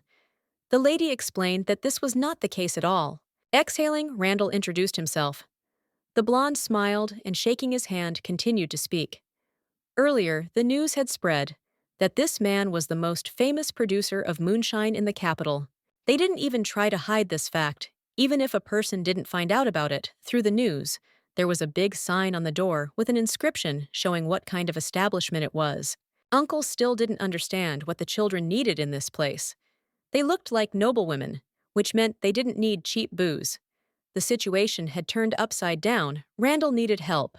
The men gathered behind began throwing whatever they could find, starting to shout at the leader. All this time, the lady remained just as unperturbed, judging by the fact that they had all been drinking since early morning. No other reaction could be expected. Before the squabble was over, the gentleman asked to stop. He didn't like all of this, and it could have ended on a worse note. Of course, no one even thought of listening to him, finding no point in it. A voice was heard, and then footsteps. A girl with dark hair came down the stairs. The first thing she asked was what was going on, and everyone calmed down. A man ran up to her and began to explain the situation during class. The lady arrived on time. It is not clear why, but 2 girls came and said that Randall needed them. Because of this, a fight began. Rebecca nodded, and instead of comforting her husband, approached the aristocrats to ask who they were. The blonde knew as a matter of fact, and asked the girl about her name, calling her sister. The sweet address melted her heart almost immediately. Isel smiled back, trying to maintain a friendly but shaky atmosphere. She wanted to normally tell why she came at all. Sooner or later, the establishment would need to make a large quantity of moonshine, and then they would need to contact Spencer. She held out her business card. The brunette was surprised that this was all that was needed. In that case, she wouldn't really need help from someone she was seeing for the first time. They already had a source of supply. Latania understood, because she had read about this place in a book before, but that was precisely why she knew that her help would still be useful. She asked not to lose contact and asked her friend to get ready to leave. The teacher was calmly drinking tea. The girl sitting opposite was silent, not daring to start a conversation. This had been going on for about 5 minutes. The man seemed to have forgotten that he himself had asked her to come to his office for a conversation. Initially, the heroine knew that Velen was looking for her, but she never understood why he must have some reason. The red-eyed one didn't even think about starting the conversation first. Perhaps there was a problem with the previous test that had already been passed. Burgivos left the cup on the table and, looking straight into the heroine's eyes, asked directly who she really was. This made her freeze and ask again in surprise. For a second, it became scary. At first, the teacher thought what was happening was a little unusual, but then he decided that the child was simply smarter than everyone else. After the last exam, his opinion changed. Spencer is special. Looking just as attentively and terrifyingly, the man asked what the blonde thought about this. The beauty realized that she had made some kind of mistake and tried to understand where she had given away her identity. Having put the sheet of paper with the solutions on it on the table, the young man calmly asked why she had done everything correctly but had written down the wrong answers. If this had happened once or twice, it could have been attributed to chance, but in this case it was intentional. The Baroness didn't think that the sheet with the solutions would be checked. It's surprising because Velen doesn't even have enough time for research, but here he spent time on it. The hero asked directly why the beauty did this. Latanya remained silent. She actually faked everything because she did not want to arouse unnecessary interest. Children are not yet able to answer all the questions correctly. Usually, children under 15 are not able to earn money. And besides, many said that the test was difficult, so the girl did not need to stand out from the others. She wanted to be like the rest of the crowd. The problem came out of nowhere. The answers and solutions didn't match. The little girl explained that she wanted to be more careful. Many nobles look down on those who have lost their former power. Raven doesn't show it openly, but others constantly remind her of it. The girl decided to behave like everyone else. Velen was surprised, asking if she answered incorrectly on purpose. No one ordered her to do so. It was pure desire. The man couldn't help but smile slightly. Spencer was really special. She asked if there was a problem with that. The lady apologized if the teacher didn't like her behavior. Erzakiel shook his head. If it was any other student, he would have thought that he didn't care. But in Latanya's case, she had some reason that was clear from the start. It was unexpected to realize, but the beauty thought that there was no person who would have such a good opinion of her, except for the first meeting when the lady came for the book. They no longer communicated with the magician. What was happening reminded the girl of why she became a great sorceress, having escaped to the sea from Velen Basciel. She remembered the story from one of the chapters. There was a rebel group. This place was created by people who were disillusioned with the empire, that discriminated against commoners more than anywhere else, a place where the illegitimate son of the late emperor was made ruler. The young man pulled the girl out of her thoughts. Isel shouldn't force herself to go to classes and pretend that everything was okay. The man could teach her just fine. Now it became clear what this conversation was originally leading to. Erzakiel asked if the Baroness wanted to become his student. The woman said that she would think about it. It was almost the same as becoming a rebel in the future. Isel met Lancia. The little girl looked very happy, all glowing, but when she saw her friend in the state of a half-dead person, she immediately froze in horror. The girl immediately asked what happened. She really wanted to know, and at least try to help. Somehow the heroine was not sure that anything could change. As it turned out, Spencer had a lot of things to do, which she finally sorted out. The blue-eyed girl reminded her that the festival season was starting and offered to go with her. Ermund had prepared a special outfit. She had never been to a festival with a friend. Before the event is twice as long as any other, and people come from different countries, so there is nowhere to set foot if you arrive late. With Isel, they could have fun and enjoy life every day, but everything broke down when the girl said that it would be a strain for her. She needed to explain why everything was like this. Opening the door, the woman pointed to a table with 2 stacks of sheets of paper. The blonde asked what it was, and as it turned out, it was a contract because of the number of applications they had to move the table to the entrance of the mansion and accept the documents that way. The girl was not against it because she had more potential clients, but of course this did not compensate for the fatigue that she experienced on a constant basis. The scale turned out to be much larger than originally expected, due to the fact that everything was planned in advance, and a huge flow of orders fell on everyone around. The festival ran out of ingredients for making beer and bread, so the purchase orders doubled. Unfortunately, Ermin still didn't understand anything. The conversation was interrupted by a cart approaching the house. A man came out of it and asked if he had come to the right place.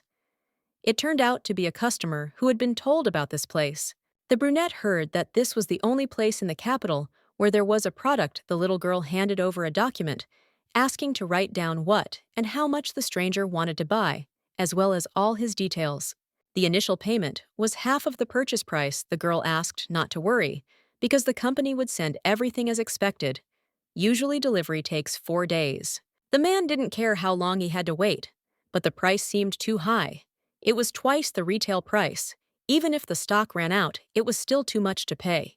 Spencer was silent and finally formulated the thought at the festival goods in the form of beer and bread are sold 3 times more expensive, but food is purchased at a low price, which is literally stealing. The girl couldn't adjust the price, so she asked to return the document. Since the terms of cooperation were unfavorable, the brunette agreed to the deal. Ermin thought the treatment was too rude, but that's how it works in business. Spencer dealt with dozens of people every day.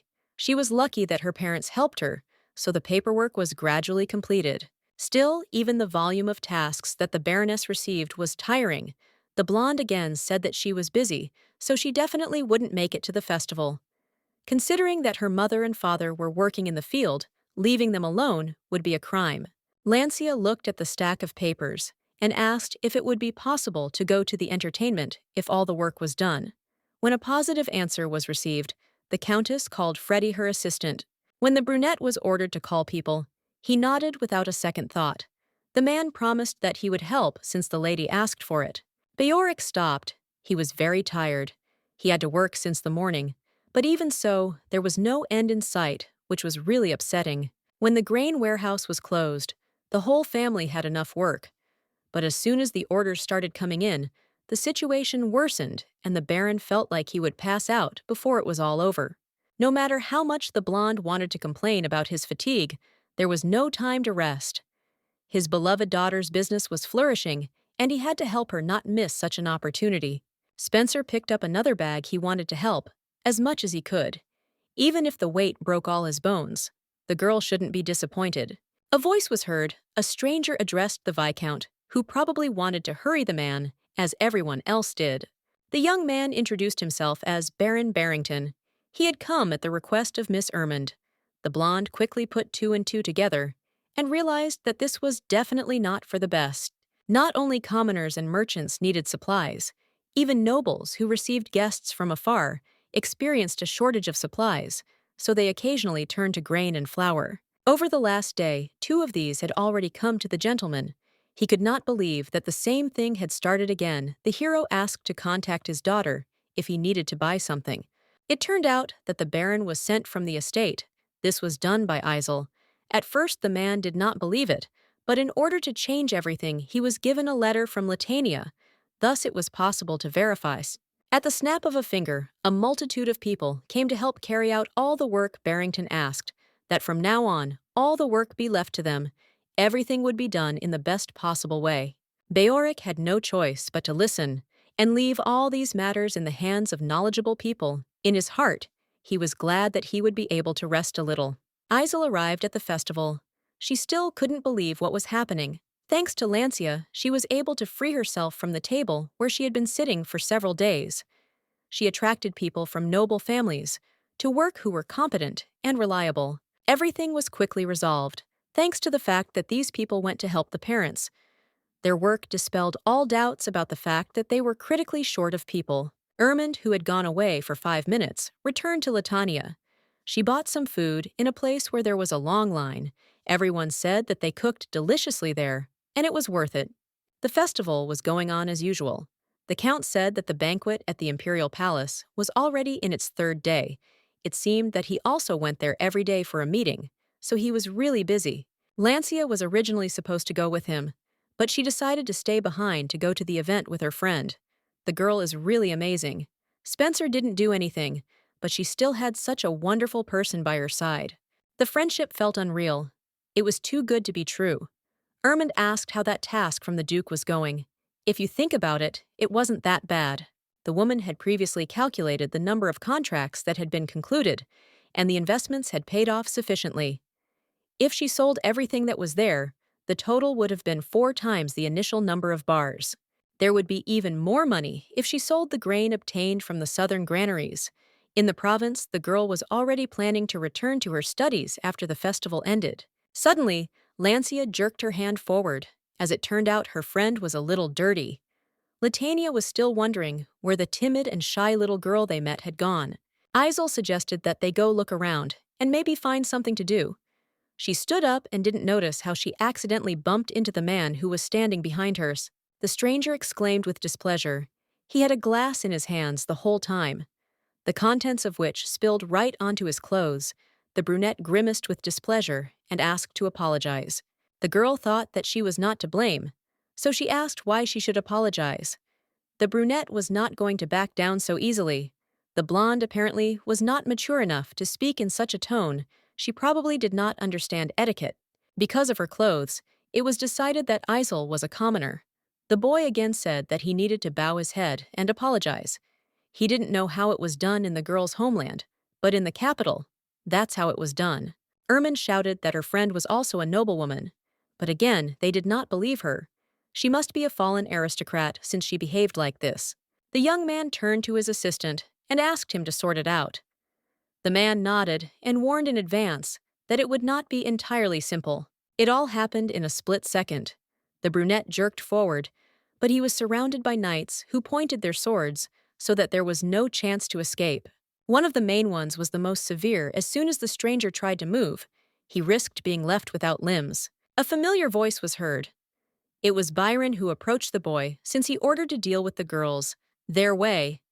It meant that the Duke had the right to do as he pleased. Ismail lost sight of the child. As usual, the blonde behaved unpredictably. It was not the first time he disappeared from sight. In any case, he is very fast. He could hide anywhere. The prince's older brother came up from behind. Gladiobecker asked where Karl had gone. He just shrugged his shoulders. There was no need to worry. The black lions followed the boy and could protect him if necessary. Ishmael sighed with displeasure. He was worried not about Byron, but about the other people around him. There was a good reason for that not long ago. Because of the incident with Raven, irreparable consequences occurred. The archduke himself approached the emperor with a request to allow him to deal directly with Basciel, who was threatening his son, who simply wanted to befriend the boy. Fortunately, the king managed to pacify the man. But after this incident, Byron's policy changed greatly. He was no longer as merciful when the situation reached the point of absurdity. The Black Lions will have to stay close to Karl throughout the festival, but this can cause horror. One day, the peace-loving aristocrat wanted to give the boy a gift and reached into his pocket for it, but he was caught on suspicion of attempted murder. If someone suddenly wants to harm the young man or makes one wrong move, he risks ending up with bloodshed. The most important thing is that Byron does not get into any trouble. The prince's wishes were not heard. Karl broke the nose of the one who tried to direct his assistant to Isel. Even so, the young man behaved insolently. He did not understand why he was beaten, although he simply wanted to enjoy the sights of another country. Pietro started shouting that he couldn't be touched because he came from the royal family of Peyote. He ordered to let him go, but received a calm answer. Byron is not from the same kingdom, so he is not obliged to obey. No one present had ever met such a prince before he could tell anything. But it was not always true. The blonde was born into a duke's family and attended many events and banquets, knew many different high-ranking people, but none of them were like Pietro. Karl assumed that the young man only had clothes like a prince, and upon hearing this, shouts began accusing the duke of being abnormal, or at least acting that way. Peyote ordered the execution of the stranger. For disrespect for the royal authority, the young man exhaled. He was sorry, but he did not remember the one who was now in front of him, and continued to feel unwillingness to somehow deal with this. There was a sound of footsteps. Knights from the prince's order were approaching. He immediately smiled. Now Byron was finished. He had no right to even ask for pardon. It would lead to nothing anyway. He had made too many mistakes. The boy always brought trouble upon himself, but the knights could not leave him without help either. They ordered him to reveal his identity and lower his sword, otherwise a fight would begin. As soon as the name was called, the squad immediately froze in horror. Black lions stood before them, and it was hard to believe. On the continent, these knights were very famous. They were very strong and known for their cruelty. It was strange to understand that they attacked without any explanation. The man asked to first move in different directions. It seems that some misunderstanding has occurred. It is better to calm down. Pietro couldn't calm down. He screamed that everyone needed to be killed. The prince didn't even care that he could ruin his relationship with the Byrons. It was not worth killing the squad. On the contrary, they had the right to punish those who arrived from another country, risking their lives. They had no right to do so. A voice was heard. He asked to stop. The first prince came forward. Looked around. It was lucky that the source of the squabble was quickly found. Pietro kept shouting about the murders, but he should have shut his mouth before there were consequences that couldn't be stopped. Gladio didn't think there was a reason enough to spill blood right at the festival. He didn't understand what happened and ordered the people to be removed. Prince Peyote had to go first if he didn't want to have his head cut off and be accused of attacking the imperial family. He had to stop resisting. Karl was called. There was no need to say anything. It was already clear what needed to be done. The boy let go of Pietro's collar. Gladio patted Byron on the head and looked away. The knights from another country grabbed the prince and quickly ran away. They knew they were lucky. There were only 2 girls left who had been standing to the side all this time. Becker suggested that they walk instead of standing in one place. Isel remembered this man. He was the one who was supposed to become the next emperor and the last one to bear his family name. Unfortunately, Gladio was guillotined and beheaded for failing to protect the empire, and that was the end of his life. Ismail came running. He was not as calm as his brother, and immediately began to shout at Karl, asking why he was constantly getting into trouble. Since childhood, he was Byron's only friend of the same age, which is why, wherever they went, they had to go together. Karl probably didn't know how many people had been watching him since the last incident. They were one step away from being banned from attending the festival. It all happened by chance. The young man followed. Isel was glad to see a familiar face, but it seemed that it was not at all about joy. Even when Byron returned to the duchy, he continued to ask about Spencer rumors. About this had long since spread throughout the house. Everyone was aware. All they did was keep repeating that the naive gentleman had fallen in love for the first time, although Karl himself did not consider it love. His red face again said otherwise. Ishmael bowed his head and greeted the miss. The girl smiled. The 10-year-old child greeted with elegance and courtesy. The girl was also glad to see the prince. They had been crossing paths quite often lately, and that was good. It is extremely difficult to meet someone from the imperial family, and she has already had this honor twice. Isn't that a reason to rejoice? Ishmael noticed that every time the girl spoke, she acted like an adult. That was the atmosphere. Except for her parents. The heroine didn't want to act childish, so she stopped acting like that. And besides, she didn't know how to be cute at all. Isel thanked the prince for seeing her exactly like this. He himself behaved in much the same way, but because he already considered himself an adult. The girl turned to Karl and thanked him. The boy, stuttering, said that he just did what he had to. Nothing special. Despite this fact, the lady could not ignore the fact that someone stood up for her, although the situation did not pose any particular danger. The young man began to blush again. This shy boy would later grow up to be a cold-blooded man who exuded coldness and cruelty. Gladio said that it was time for them to leave. He was happy to see the girls, and it was good that they had a relatively calm conversation. The blonde explained to Karl that accepting someone's gratitude was also an important matter, so the hero bowed his head and accepted it with dignity. The girl did the same. Now, it was really time for them to say goodbye. There was no time left even to chat a little more. Karl waved his hand sadly. He was still thinking about how good it would be to spend time together, considering that they hadn't communicated for a long time. Before Isel left, she was stopped. The blonde was worried, but tried to explain he would not be able to go anywhere for a long time. Descendants of the direct Byron line are required to serve on the frontier for about 10 years, a sort of national defense duty. In the future, they might not even meet, because the boy wanted to ask for something before speaking. He blushed even more. Byron really wanted Isel to marry him, and his latest proposal made everyone present feel embarrassed. The girl did not understand where this desire came from again, out of nowhere. He says this thinking that it is right. The boy's father always said that if there is a person who saved his life, then spending the rest of his days next to him is a great happiness. In his entire life, Carl had never met such a wonderful person, which was an exaggeration considering that he was no more than 10 years old.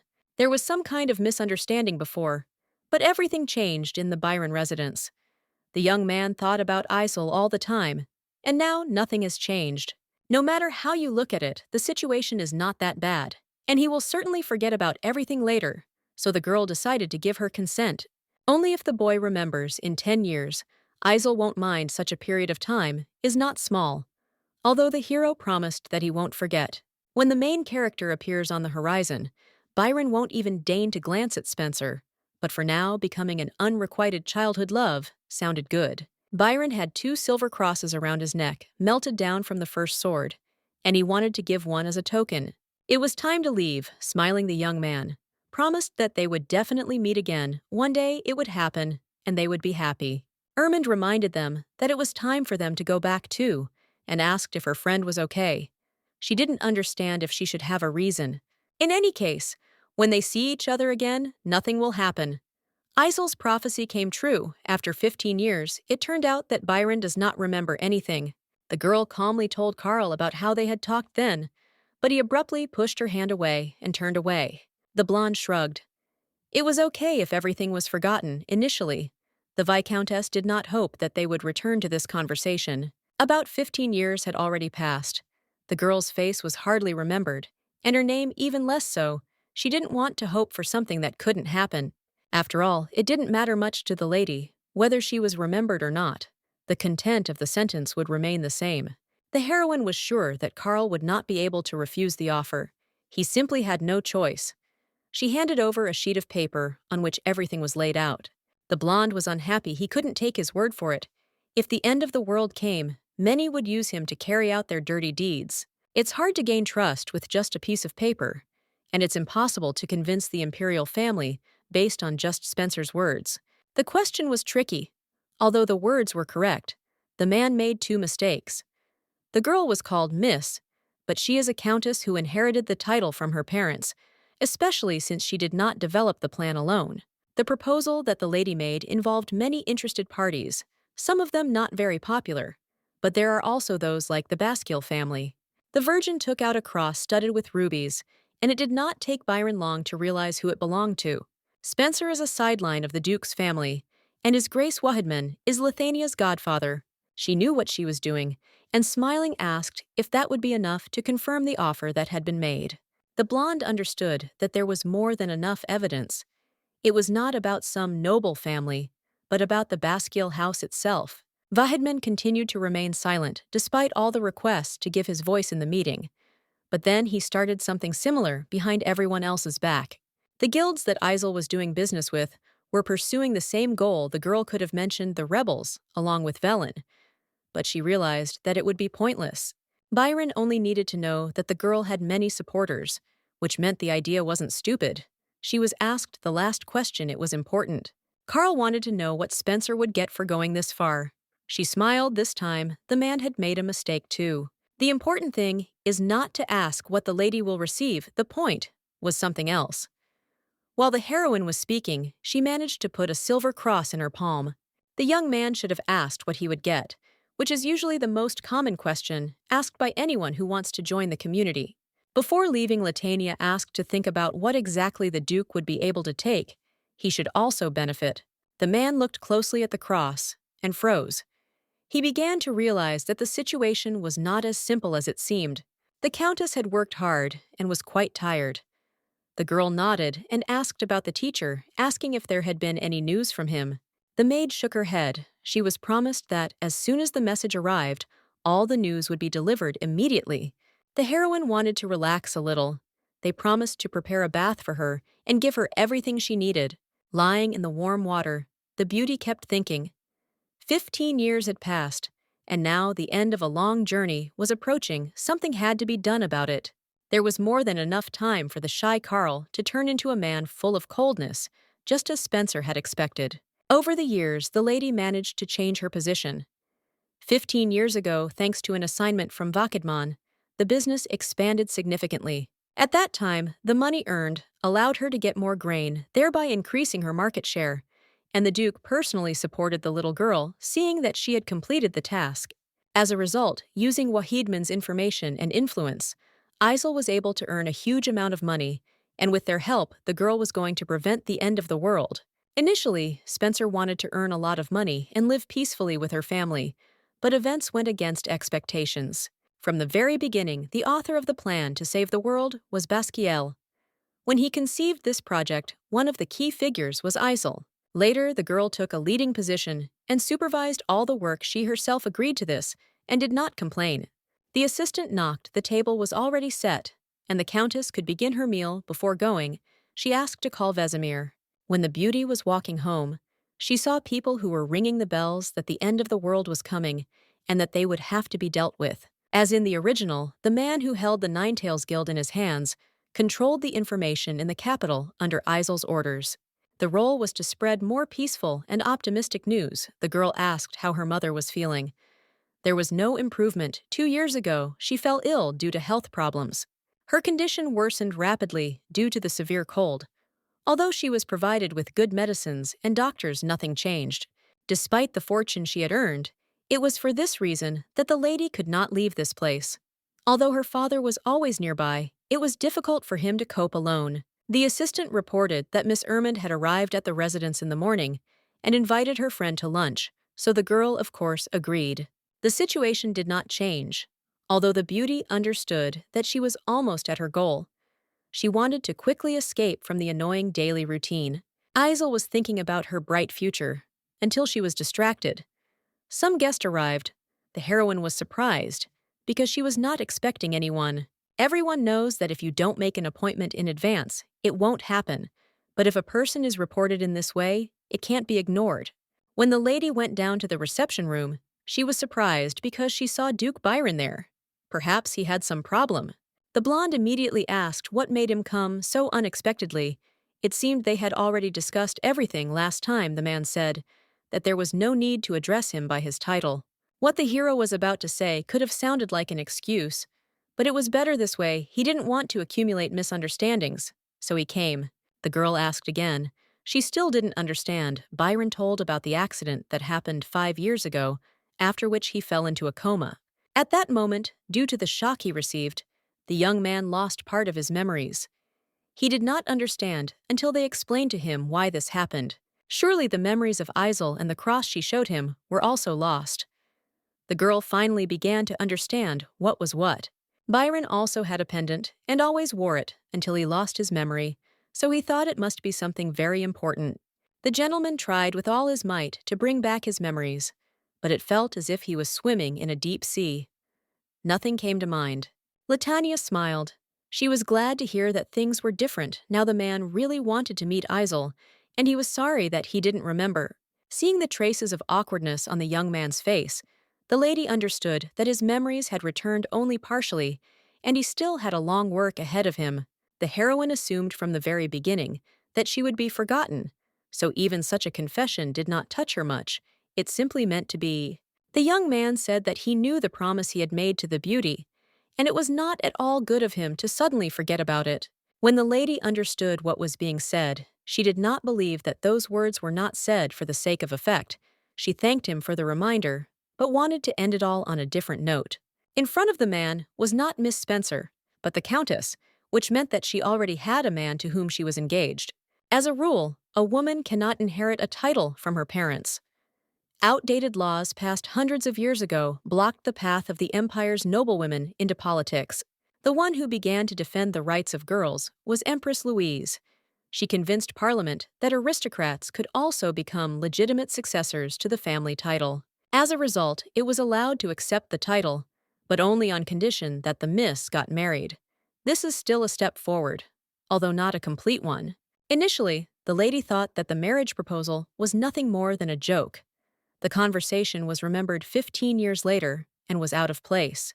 Of course, it was relegated to the memory bank of childhood memories, considering that he and Byron hadn't even crossed paths for so many years. Carl said he was fine, having put his thoughts in order.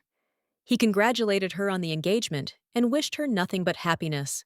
It turned out that the couple had gotten engaged 2 years ago, and the man immediately asked who the Countess's chosen one was, the one who would take her as his wife. For some reason, the lady felt that she shouldn't answer the question, but she answered anyway.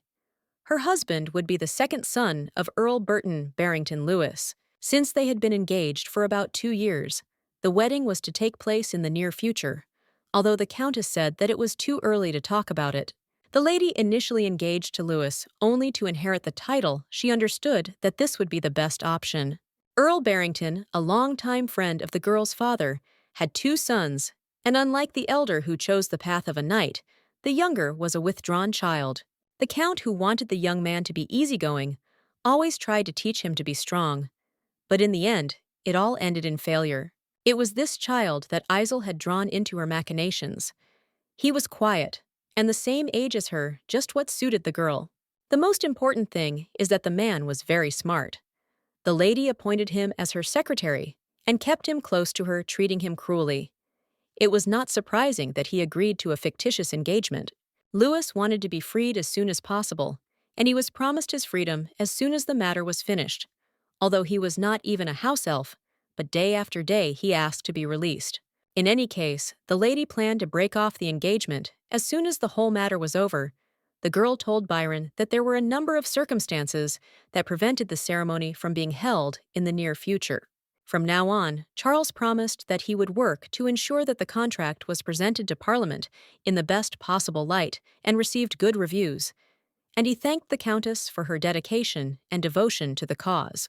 The Virgin decided to see him out the door. She thanked him for his consent and expressed her hope that there would be good results. The Duke thought that in the future they would see the Countess even more often, although from the point of view of Spencer's thoughts, there was no need for this. When the girl opened the door, she saw Lewis. She immediately asked what happened. The man was supposed to have a day off. Byron, upon hearing the name, immediately said it with anger, which made the girl want to ask what happened. Barrington wanted to run away. The tone of his voice and facial expression made him even more scared, and a tense atmosphere hung in the room. The young man gritted his teeth and said he was pleased to meet him, and introduced himself. Lewis introduced himself in return and tried to hide his fear. Blue-Eyed quietly asked if he and Miss knew each other. It turned out that they had known each other for 15 years, and they had common topics. Finally, the conversation turned to why the young man had come. He brought the document that the bride had demanded of him. He sorted it out faster, although he usually dragged out all the business. The girl thanked him and took the folder in her hands. Then she remembered that she had promised to see the Duke out the door. They never said goodbye. The blonde once again thanked them for trusting her, and again expressed hope for favorable results. She said goodbye. The young man was left alone. He exhaled with disappointment. All his self-control was shattered to pieces. Those words really hurt him. The only positive thing about the whole situation was that there was no wedding planned, which meant there might still be a chance to win Spencer's heart. When silence fell, the girl asked why the young man had come to see her. She could not be bought with a lie about documents. After all, they had known each other for a long time. Usually, no one can disturb a man's rest. This time, some very important matter arose that did not require delay. The blonde ordered her not to lie, but the hero denied it until the very end, saying that everything was not so tragic. It was just wonderful weather outside, and he decided to leave the room. Blue Eyes pretended to be extremely upset. He was in a hurry because he was thinking about Isel, but in the end, instead of praise, he received a reprimand. The girl asked not to apologize. Perhaps she has become too sensitive lately, because the approach of the day X makes her shake with fear. The heroine did not want to be angry with her and asked for forgiveness, but the brunette, as usual, dramatically turned around and walked towards the door. It was time for him to go home. Lewis later recalled the lady's confused expression. She usually didn't react at all, so seeing such an expression was a rare occurrence. The man asked why the messenger had come to him, and he came out from behind the tree, Since Barrington was late for the meeting, it became clear that something had happened. Of course, the gentleman was just about to leave for the meeting, but from the window of his room, he saw Carl approaching the estate. The golden eyes, like those of a wild beast, which looked at Lewis as if he were a competitor, said that he was Byron, who stands at the head of the Black Lions. The young man told the envoy that the Duke's role would need to be reconsidered, but he was refused since Byron's position was by no means small. The brunette did not want to listen to objections. He ordered Calzac to fix everything, and preferably as soon as possible. His eyes lit up scarlet. Isel arrived for the promised lunch with her friend almost immediately. Ermund rushed to her. She was glad to see the beauty and began to hug her. They hadn't been able to meet for quite some time, but 4 days didn't really count as a huge gap, at least for Isel. The blue-eyed girl frowned. She wanted to spend time together every day, and was sad that they couldn't make it happen. Because Lancia behaved this way, the Count began to ask for shelter for her. He had long since given up trying to stop his daughter, who followed her friend on her heels. Despite the fact that the lady was past marriageable age, she ignored the men who were introduced to her, so Zakal had to seriously consider that his daughter would be the end of the family line. There were so many people who said they liked Lancia, so the maiden couldn't imagine why the Count was so worried. Finally, they went inside, and there they were set at the table. It seemed as if they had been eating together for a very long time. Every time they met, they just managed to drink tea. Ermund would have liked to enjoy the meal, but she could only allow herself to do so in the company of her friend, and she showed this openly. The girl asked about the new business they had started. The heroine's father was rarely at home, as Basciel expanded his business, and naturally, the Count joined the business. Zakal, who was a noble from the border region, moved to the capital with his family, and thanks to this, Lancia was able to stay with him. The girl heard in passing that the matter was very difficult. The blonde explained that everything was the same as with others, but suddenly the sky became strange. The weather changed, and monsters appeared that had never been encountered before.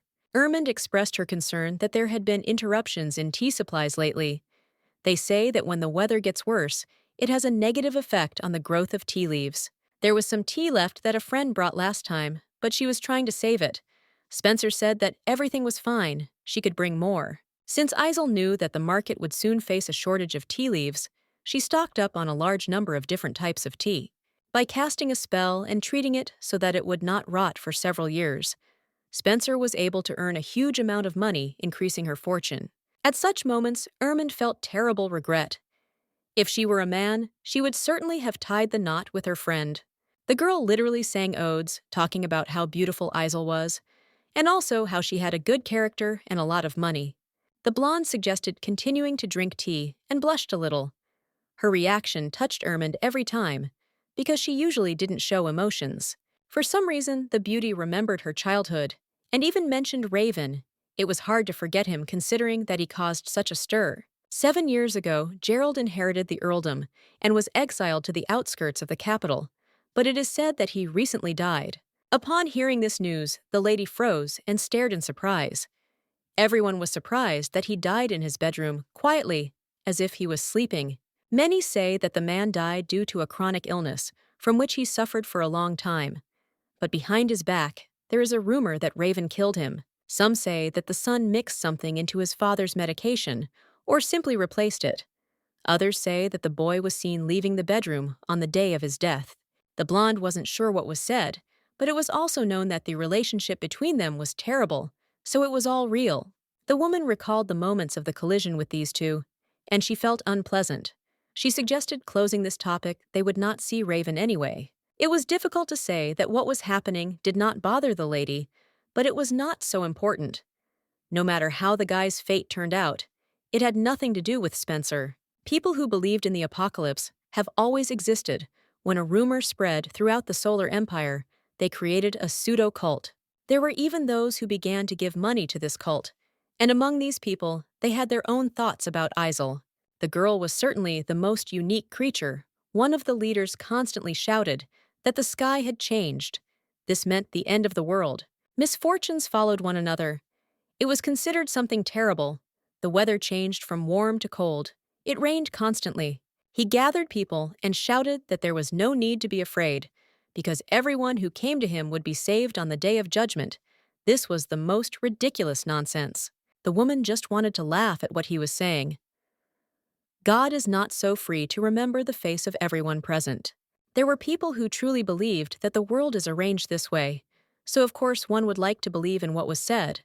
And there were also those who had other reasons. There were many believers the leader was happy and asked to continue believing in Arcata. This faith was supposed to turn into salvation. At such meetings, packages of grain and clothing were distributed, and usually even more people crowded for such handouts than listened. Some gave gold or rubies. As an offering, the old man asked everyone to say that they were believers of the Church of Keliuma. For him, it was important. Nine-tailed Fox brought the lady to see one of these gatherings, and she asked where he had managed to get such a person. The ability to touch with the general in a word was not an easy talent. It could have been a talent that would have shown if he had been a politician. This man turned out to be a former swindler. He ran a financial pyramid in a foreign country, and his oratory skills were so great that anyone who became his victim gave him a huge amount of money. The old man had no chance to escape, and it seems he had no intention of doing such a thing because he believed that this was his true calling and valued his life more than coins. The man is very suited to the role of a religious leader, and lately he has not been particularly interested in offerings. Vesemir asked why the beauty was doing all this. She already had enough money and was looking for the best business, which meant there was no point in it. Description: Kileum is an evil god. She was a goddess followed by those who made their living through lies and betrayal. The business of creating a religious organization and using puppets was not subject to consideration. It was simply a kind of insurance. This step was taken to quell the rebellion that might arise when the end times come. People are much more like animals than they seem. They managed to alleviate hunger and cold and give hope for the salvation of the world. By distributing grain and clothing, even such a small help can well prevent unrest. In any case, the religious organization will be disbanded over time. The creation of this community was not an end in itself. It was necessary to calm people down. Many nobles also showed up to find out details. At first they made contact by saying that they would buy grain and clothes, but now they asked to do business with them, asking where this grain comes from. So far, the religious side had kept silent, but if this continued at some point, they would come with soldiers, and getting grain was becoming more and more difficult every day. There was a shortage of tobacco leaves as well as tea leaves, so that the aristocrats who did not quit smoking would go crazy. The girl asked how much grain they had left. It turned out that there were still a lot of reserves, so it would be necessary to try to win over other faiths to their side, because if you win the favor of the church, it will be easier to control the nobles. In any case, the lady planned to distribute the grain to others, and she saw no point in not speeding up the process. The girl couldn't stop thinking if the world was destroyed, the people gathered there most likely didn't have a chance to survive, either. Vesemir agreed, no matter how sad it was to realize it. Now the beauty went to meet his lordship. He was as usual lost in his office. There was nothing new here. A person who has spent his entire life doing nothing but work remains in his office even during his vacations. It's easier for him that way. He doesn't need to interact with people. No matter how much the young man looks, he is always amazed by the way the young lady behaves. She does not see any obstacle in front of her. Everything looks normal. Isley is probably the only one in this mansion who can enter his lordship's office. Without waiting for an answer, she doesn't need permission. Vakidman greeted the girl. She had to travel a long way to get to him. There are still many issues to be resolved. The heroine asked if the man was okay. This was much more important. You can't buy a beauty with pretense. She already sees everything. Raising the glass, the lady realized that there was alcohol in it. Basciel just shrugged. Sometimes there are days when you want to have a glass or two. The girl became even more embarrassed. The man in front of her never drank or smoked during working hours, but he decided that it wouldn't bother him. The man believed that it was not a sin to drink a glass of whiskey. To get rid of useless emotions, he did not want to experience this. It seems that this is how the old man described the emotions of losing his son. Perhaps the Duke feels a sense of responsibility, since it was he who banished Gerald. What was said was absurd. The lady did not retreat, wanting to get to the truth. Vakidman regrets the past, or something else is pulling him back. The girl snatched the glass. She knew that the Duke would not behave like that. Without a reason, he could not help but notice that the lady had grown a lot. He said that he really has gotten older, which is why he allows himself to let emotions pass over a glass of whiskey. A situation that he could not have imagined in the old days has happened. The man knew perfectly well that having sent Gerald away, he would never see him again. There were suggestions that he simply would not want to meet. Of course, what happened is not as sad as the fact that a father was killed by his own son. Raven should not have been sent there. The Duke should have left his grandson nearby and kept an eye on him, and since he didn't do it, he really regrets it. The time has already been lost. The girl tried to explain that nothing had been proven, yet she was pulled up short. The guy killed Gerald and headed to the Kaliagar Plateau. This place is a sacred land for monsters. Going there is tantamount to signing a death warrant. The young man had no reason to travel so far to commit suicide. Most likely someone would help him.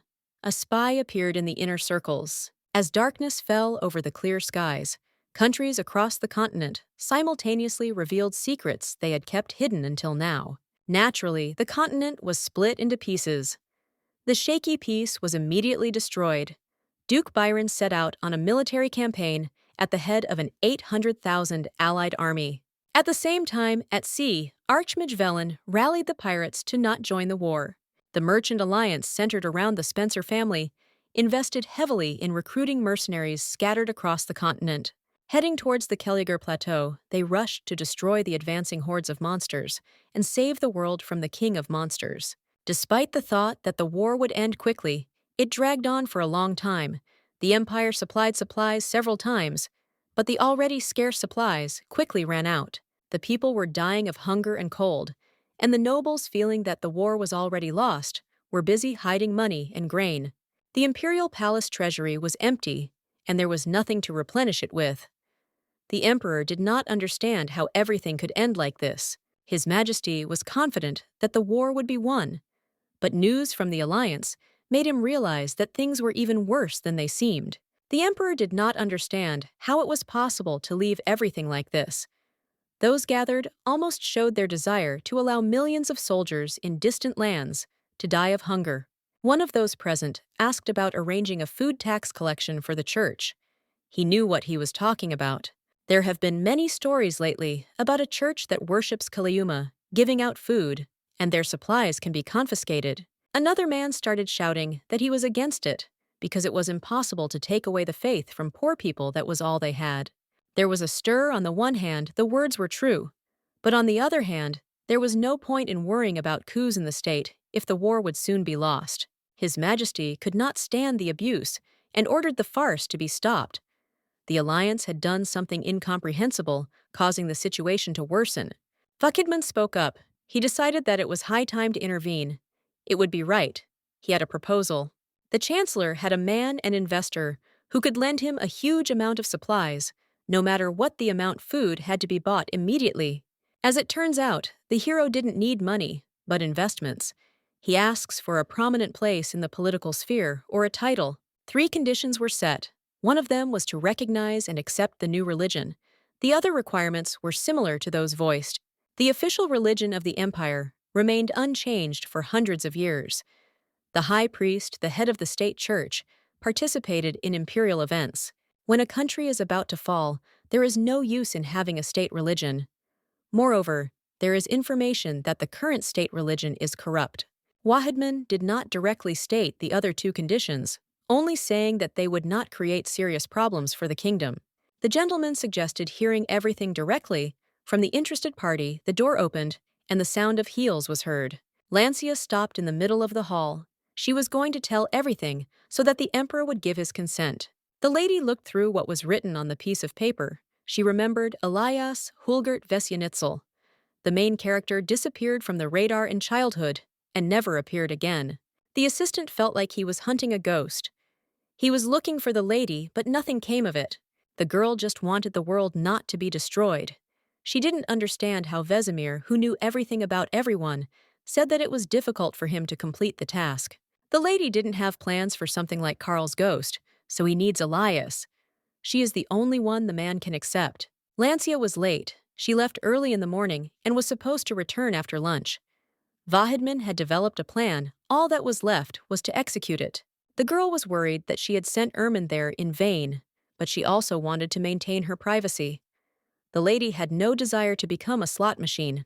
Isel understood that this was her first meeting with the Emperor, but she tried to reassure herself that Vahidman would be there. Suddenly, the door swung open, and her friend came. The girl immediately ran to hug him. She was crying. I wanted to know what had happened. When the blue-eyed girl calmed down a little, she explained that she was scared. It was the first time she spoke in front of so many people. And besides, there were only high-ranking nobles there. A friend sent Lancia there, thinking it wouldn't make much of a difference. But it turned out to be the opposite. The lady would not be sent there again. Everything would be fine. And she did well. She got the sheet, all the conditions, and the Emperor's consent were laid out there. The heroine was thanked for a job well done. Now this phase of the plan was completed. It was a reason for joy. It was time to put an end to the long and grueling war. The lady had always been irritated by the hot summer, but now she missed it. There were 6 months left until summer, and my intuition told me that it was time to put an end to the terrible cold outside. The wind blew. The cold blizzard that had frozen the air finally died down. Spring slowly arrived. Flowers blossomed. The bare branches of the trees were dressed in leaves. The cold winter was coming to an end, as if showing that the war was over. A letter arrived with news, and what was the lady's surprise when she learned that the war was lost? She had thought that the Empire would certainly win. Vahidman was spinning like a squirrel in a wheel due to accumulated affairs, and essentially settled in the imperial palace. So intuitively, the lady began to hope. She assumed that the end was already very close, but the result was disappointing. A lot of money was invested in supporting the war, and all in vain. The girl jumped up, refused to have dinner, and ordered a carriage to be prepared immediately to go to Basciel. When the lady burst into the office, she immediately asked how to understand the outcome. The man seemed to remain calm and told the story. They say that there was an internal conflict in the ranks. Because of a traitor, the heroine could only clarify this with the character in question. They entered the door. Byron appeared on the threshold. It was strange that he was in the estate, while he should have been leading the soldiers. The man said that he had returned secretly, early in the morning. He should be informed about the situation in advance. Everything is very bad. It was hard not to notice how there was a strong weariness in her voice. The heroine asked why the war was lost. What happened? Just 2 months ago, the squad was winning battle after battle, and there were plenty of soldiers. They were already approaching the main castle of the Demon King, but something happened. Among the allied forces, there appeared those who colluded with the enemy. The end was put by sabotage. All provisions for the army were burned. Some of the army commanders sided with the demon. The maiden was angry. If the war was truly lost, everyone would die. They could not do that. Vahidman shrugged his shoulders. They probably got something, or were promised some privileges. It's all quite logical. The list of things they could be offered is endless. The nobles who acted as allied forces would return to their status after the war, but if they were with the Demon King, they would get more. Traitors were seen and dealt with, but there were too many of them. The king had no soldiers, and in the end, it was decided to agree to a temporary truce. Deva breathed a sigh of relief. A truce and defeat were two different things. The exact dates of the negotiations were not yet known. The woman tried to find out what benefit the king would gain from the truce, neither victory nor defeat. It was something like a strange unknown. The heroine suddenly realized that she herself could get bogged down in problems. She asked about her land. Initially, she started the game on the plateau. They managed to attract many investors by promising that a huge grain storage facility would be built on the site of the king's castle. If this did not happen, the situation would be a stalemate. Isel's plan was grandiose from the start. Although the plateau land was barren after the war ended, grass and trees were supposed to start growing there.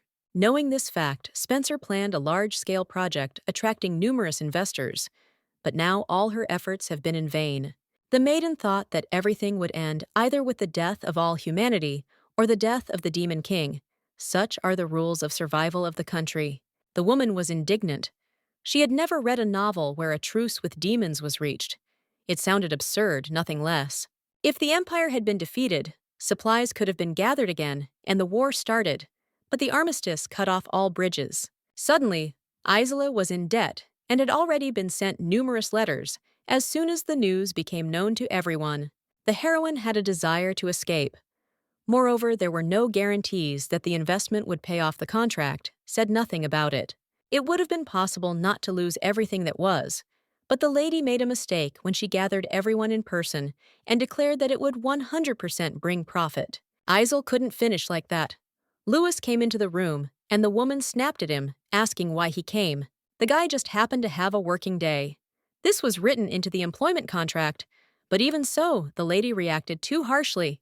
The lady was saying the obvious: not everyone was happy with the truce. It only meant that the end of the war was not in sight, but it would not be active. The man heard that a request had been made to place the Spencer family under surveillance, the Earl had told him this morning. Establishing supervision meant that the system would monitor the debtor to ensure that he and his family did not run away, leaving their affairs behind. The brunette thought that they didn't know Isel well, and that she definitely wouldn't have done something like that. But he was wrong. The lady really was planning an escape. The Countess jumped up, grabbed all the letters, and throwing them into the trash can, set fire to all the unnecessary paper. Surveillance was to be established starting tomorrow. As the woman grabbed her suitcase to escape before tomorrow, the butler arrived to announce that trouble had occurred. The heroine thanked Clumber for his work, but she could no longer afford this man's services. The Countess was asked to look out the window. There were many investors there. Madame was supposed to return soon, but the road was not free. For Lily, who saw her husband's business, failed to see the same picture. But because of her daughter, will be a blow, the lady has no choice. The investors shouted, demanding that the Countess come down immediately so that she could explain how this had all happened. The woman came down anyway. She tried to show her calmness by asking what happened. One of the assembled began to speak of the news that had reached them, that the plan to secure the Killigore Plateau would certainly collapse. The voice was dissatisfied. Because of such a trifle, the nobles caused such a commotion. This is low behavior for the inhabitants of the empire. She took by manipulation they didn't trust her. Although all this time, she tried to earn complete trust. It was the lady who helped all those gathered with their business. Each of them was given worthy assistance. She repeated the same words again and asked what made them successful, listing all her merits. Lewis appeared behind her. He also supported the bride. Isel invested her money in modest companies and guilds. The girl never disappointed those who now decided to rebel. She always justified the trust. Of course, the matter won't be resolved so easily, but Spencer will always pay in full for believing in her. You just have to wait.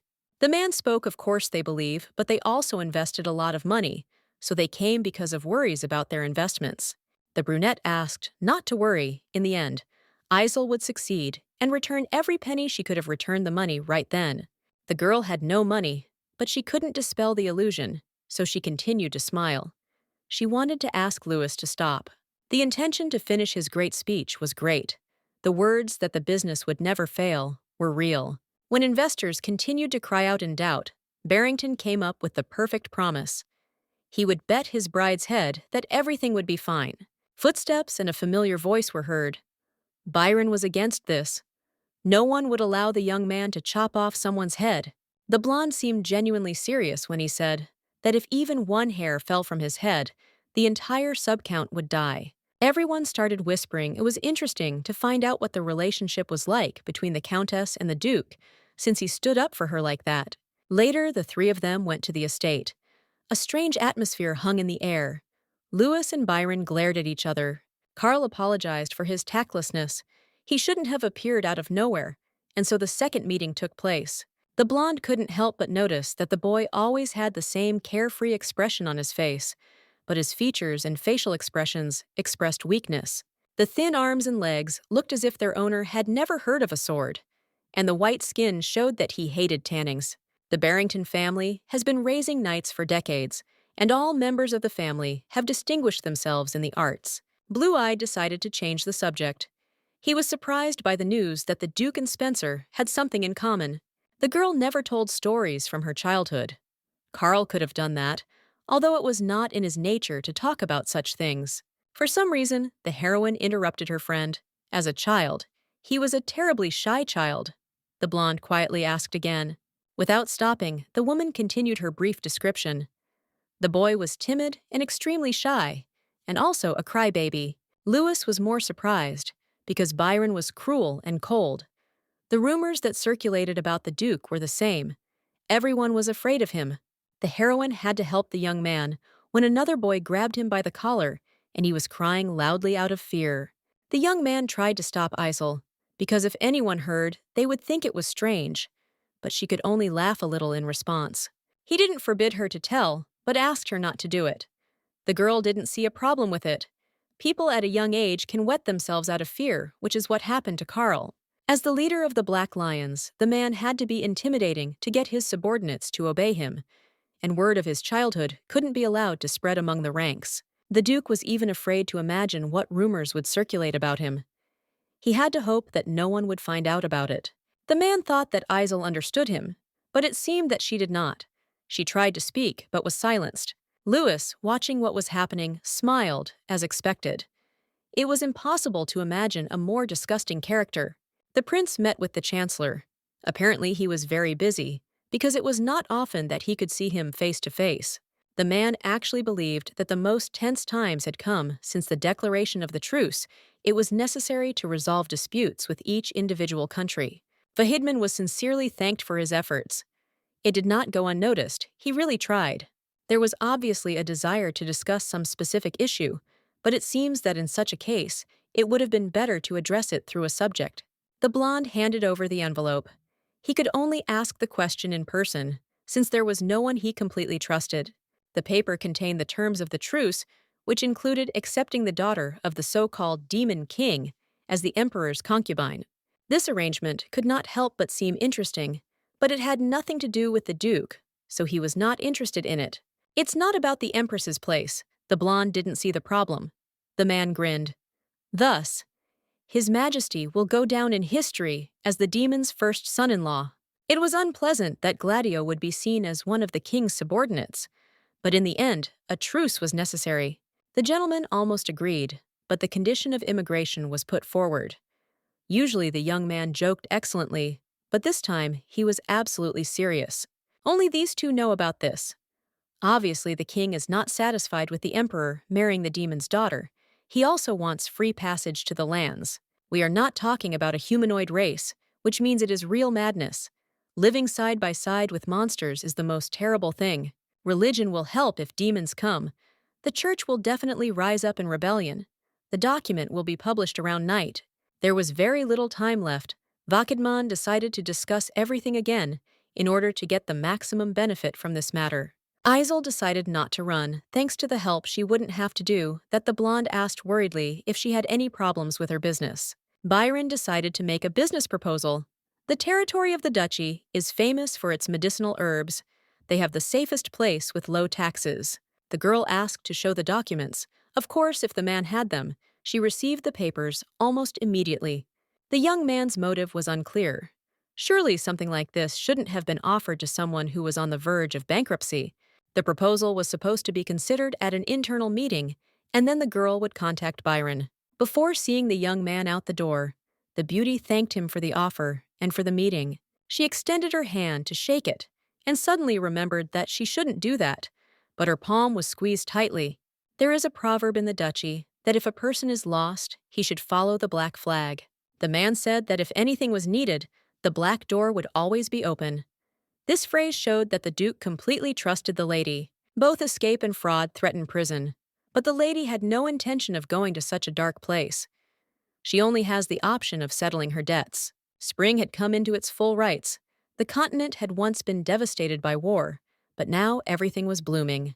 The negotiations came to an end. A peace treaty was signed.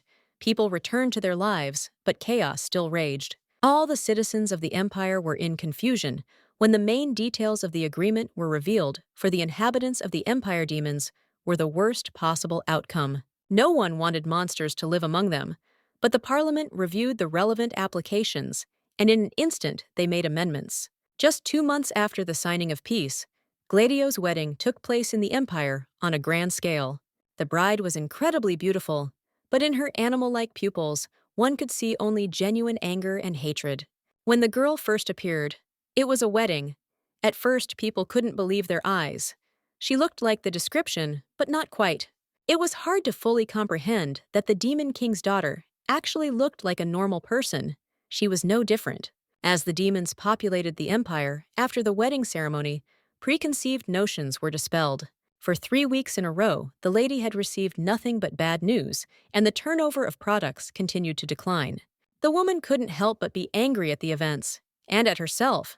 Now that the profits had bottomed out, the only thing that had increased was the tricks she used to try to escape reality. As soon as she opened her eyes, the heroine immediately saw the real reality. She couldn't believe it. It was all too surreal.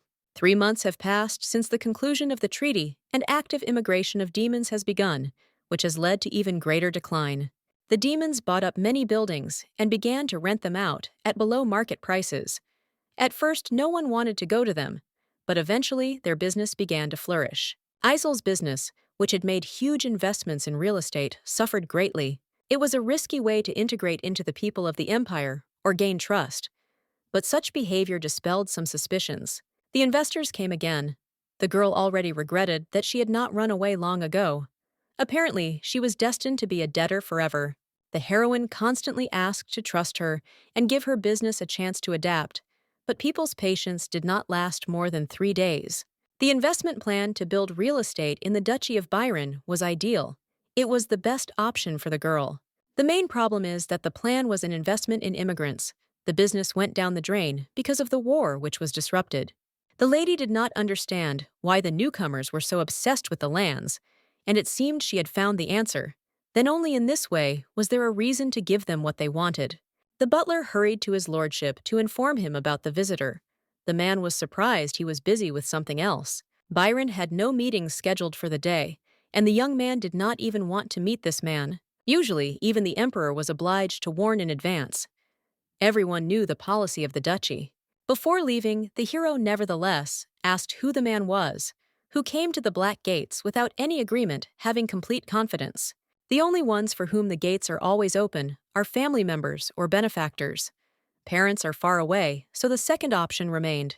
There was most likely a deceiver standing behind the threshold, and he wanted death. If he entered without an invitation, he would have to pay with his life. The butler also did not understand the essence, but the visitor took a firm position. Moreover, he arrived with some kind of contract on paper. When it turned out that they were talking about Isel, the man immediately shouted that she needed to be escorted to the living room immediately and not kept waiting. His lordship also wished to meet Latania in person. His mood very quickly changed to positive.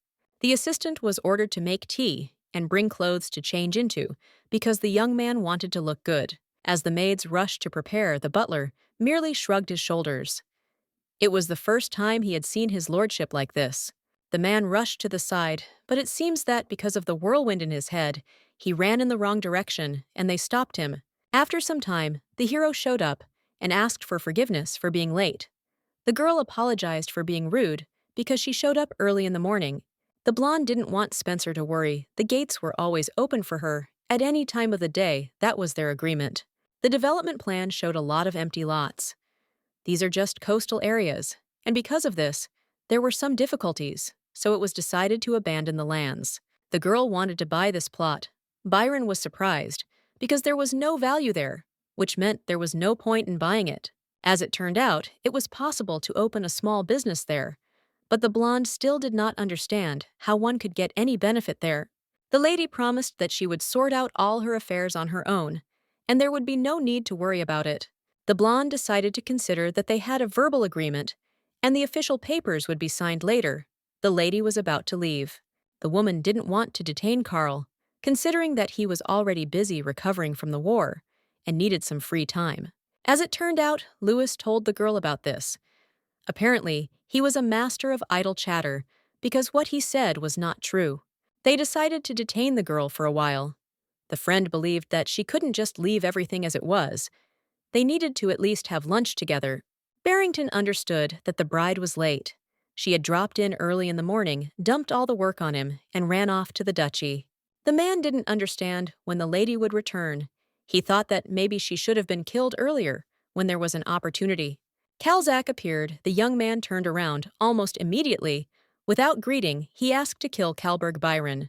The brunette asked why the man had come, unless he had decided to make fun of him, and the assistant asked not to put him in an awkward position. Mr. Bernardar asked for a meeting. His newlywed wife is eager for it, although it would seem that she should not have time. Calzac asked why the young man did not want to see his sister. The answer was sharp. They came from different wombs, and they were not related. The man asked for forgiveness for his tactlessness, but it was almost too late because a little more, and his head would have been cut off from his shoulders. The gentleman told Bernardard that he would still visit him somehow. Since this honorable thought had already entered his head, it was worth listening to. Just then, Spencer arrived and smiled when she saw Louis, which made him smile back. He had no intention of giving the lady to anyone. For the sake of one person, he had been building his plan and weaving a web of intrigue for decades. The man understood that the woman knew the future.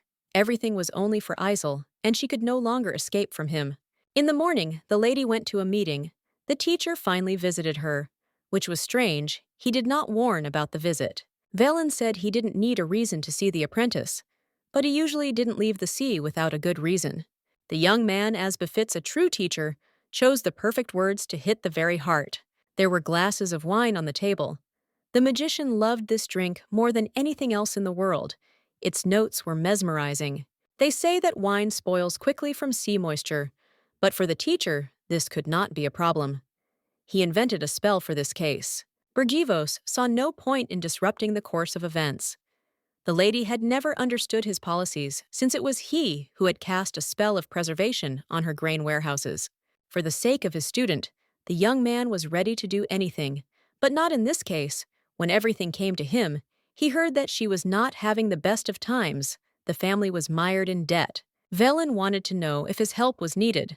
The lady could ask to share the pirate treasures so that there would be enough for mansions.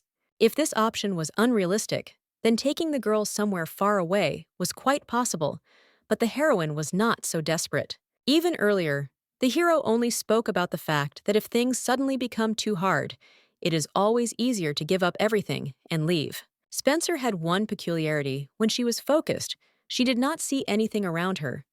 This was applied both in her studies and in business. The sea is huge, and the islands are countless. On one of them, the lady will definitely find a place where she can breathe a sigh of relief. Spencer will always be protected. She thanked for the concern, but said that she does not intend to join the rebels. The heroine had no magical abilities since childhood, so Velen could not teach her, but he taught her to awaken magic in others. The man held out the ring. He would make a new one later, but for now, he asked her to always carry it with her. At first, the lady did not understand. If something happens, this will be the only thing that will help to escape. Sometimes a beauty will need this. No one knows when. There was silence. The girl asked if everything was okay, and Velen asked to stay away from Louis. Something was wrong with him. At that moment, Barrington came in. The teacher immediately wanted to say goodbye. The atmosphere was tense. The guy grabbed the lady's hand and pulled her back, so she couldn't say goodbye with a handshake. Velen said he would leave, but he was in no hurry, as if he didn't want to leave the student alone with Louis. Before disappearing, Velen calmly said that he hoped that things would only get better for Spencer and Byron. To reach the castle, it would take at least half a day. It lies near the swamps, where darkness and dampness always reign.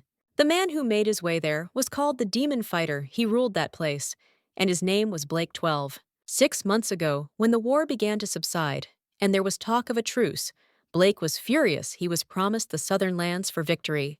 The dream that the man had cherished for many years was shattered into pieces, and he had to return to Defert anyway. Every day after the truce, the gentleman had hysterics, and every day they became worse. The assistant was already tired of it. The servant wanted to ask if the young man was okay, but he only reacted negatively because such a pathetic worm could not help him. Lately, the man stopped leaving his house. The servant suggested moving to some other place since he didn't like Defert. The guy grimaced with displeasure. The owner of the castle wasn't supposed to run away. He wasn't going to abandon his lands. The assistant handed the gentleman a business card. Spencer is a huge real estate agency. You can contact them. Indeed, if the demon did not like Defert, he had the right to leave him. Thus he could get rid of his eternal melancholy. 3 days ago, the lady placed an ad in the newspapers, hung up leaflets, but no buyers appeared. She was sure that everything would work. Louis tried to support the lady, but she only snapped at him. Of course, her mood was spoiled. In her eyes, the man was simply idle, which meant he could go look for clients. If there weren't any at this rate, they would die of hunger. There was absolutely nothing left in the estate. The girl was overcome by incredible boredom. For the first time in a long time, she could allow herself to relax. After the scandal with Calzac, everyone now knew the lady by sight, and not in the best light. All she had to do was take the teacher's advice and hide on the island. The lady was about to leave the office, but when she opened the door, a man appeared in front of her. He looked displeased. The stranger didn't even introduce himself when he found out he was at Spencer's, but walked on and sat down on a chair. The girl could only notice that this was outright rudeness. Another voice was heard behind her. Stood a man who looked like a panda given the circles under his eyes. It turned out that his name was Hervin Bess. He said that he lived not so far from there. You could say that he considered himself one of the demons. The gentleman's name was Blake 12. He is a very famous person, but not for Spencer. She asked who was in front of her. The man immediately started shouting, asking how it was possible not to know him. There was still no problem, since they had never met before. Blake couldn't believe that this was even real, while the beauty remained completely calm. Dvalv called himself a war hero, obviously. He took part in it, and even managed to distinguish himself. He should have said so right away. Now the lady is sure that she doesn't know him. The generals and knights had probably heard about him, but the lady who was far from the battles had no chance to learn about him. Fame for his lordship is glory. Glory is the honor of a warrior. Honor is important to him, so now the countess was obliged to apologize. The blonde didn't want to apologize for not recognizing the man as a hero.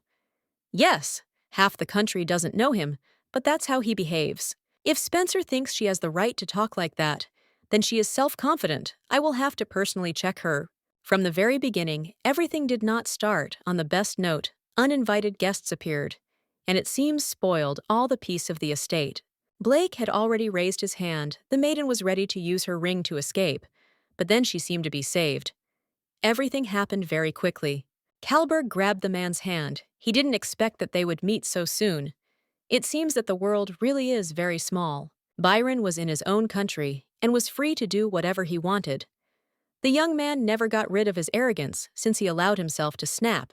Blake had no place to talk as he pleased. He hadn't changed a bit. All he could do was raise his voice. Earlier, Dvalv would rush menacingly at the Duke, confident of his victory, and when he squealed like a pig, he was ready to fall through the ground. Absolutely everyone, without exception, knew who became the hero of the war. The fact that he headed the duchy and served faithfully and truly ensured the people's trust in him. Blake wasn't supposed to be in the Empire, but he better sit quietly and keep a low profile. No point in looking for trouble.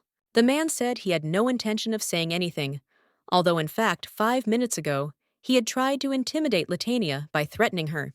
It turned out that the demon came to buy land. He heard that the woman was selling a plot of land. They would like to move from Tefera. The heroine nodded. If there was a desire to buy land, they had just come to her at the address. The man was angry that perhaps the lady took them for fools without a penny in their pocket. The expression on the face of the man who suddenly appeared showed his displeasure, which was growing. Karl interrupted Dvalv. He should watch his language before the situation got too bad. The girl moved on to the papers. With such hostility, it was strange that the demon could buy land for himself at all. They wanted to build a new castle, but this required a huge piece of land, which the lady most likely did not have. A big shot interfered with the plans for revenge. The woman did not want to regret it. Looking at those who arrived, they could have been charged triple the price.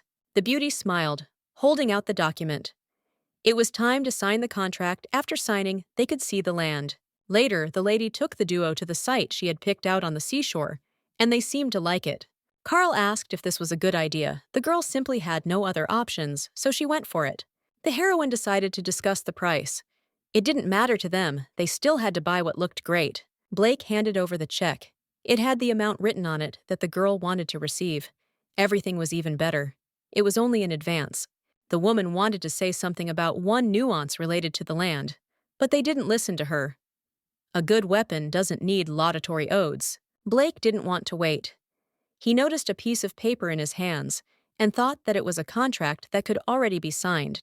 The man didn't even read the contract and signed everything. The heroine wanted to tell important details, but if so, it wouldn't be her problem. Isel's business was going well, and the seaside property next to Byron's lands was causing an unprecedented stir among others. Thanks to the deal, the woman realized that she was lucky. Summer passed, autumn came, and during this time, the castle had time to be built. Blake hurried the coachman. He wanted to leave the hated Tefera. As soon as possible, the man was glad that now they would wake up on the seashore. When they arrived, they froze in horror, because the castle was half hidden under water. Hervan had to try to explain this. The young man himself did not know how to argue this, because the situation was not entirely favorable in any case. When they asked for advice, it turned out that water always rises in that place as soon as summer ends. The land that sinks into the water in autumn is the perfect place for a summer getaway. And Hervan has arrived at the Spencer estate to talk. As it turned out, 2 months ago, she sold half of the property, including the house, so the Count will no longer be found there either. Blake began to get even more angry, which forced the gentleman to freeze in fear he did not want to die yet, and turned asking what to do. The new butler shrugged his shoulders. They say that the Countess went broke. Even a huge number of creditors were chasing her. The man did not spread rumors about Latania. They were not friends, so she did not report on her movements. It was possible to contact the Wisconsin Bank, where, by the way, Hervan was given a loan to build that very castle. It turned out that the place was also closed. There were a lot of people outside who blamed the swindler and demanded their money back. Suddenly, Hervan began to remember how that servant had offered him a deal, although usually servants did not even dare to open their mouths. That guy got fired and the demons forgot about him, but maybe Spencer was the one who sent him. She fooled everyone. Finally, it was decided to read the contract. Everything was so bad that it became scary. Complete ruin awaited them. The girl enjoyed the hot springs. Nothing invigorated her as much as something so pleasant. She did not think about any problems. Latania was known throughout the empire. She did not seek fame, but Gladio personally told about her merits. Now, according to rumors, the beauty went broke after investing money in something dubious, and many sincerely sympathized with her. When the news spread, merchants vied with each other to offer money, thinking that in this way she would be able to cover her debts. The demons, of course, did not know about this. The assistant came to report on how things were going, as the lady had expected. The protests near the bank did not subside. When the terrible cold passed, Lily gradually began to feel a little better. Of course, her body was weakened, but everything should be fine. The butler saw progress, but was not sure if he was doing the right thing. The scandals surrounding Spencer were countless. The lady didn't see the problem she warned before buying the land, but they didn't listen to her according to the contract. Everything is clean. The buyers were demons, and this made the situation worse. Of course, many of the people hated them. Since everything was clean from a legal point of view, the lady was confident that no one could blame her for this.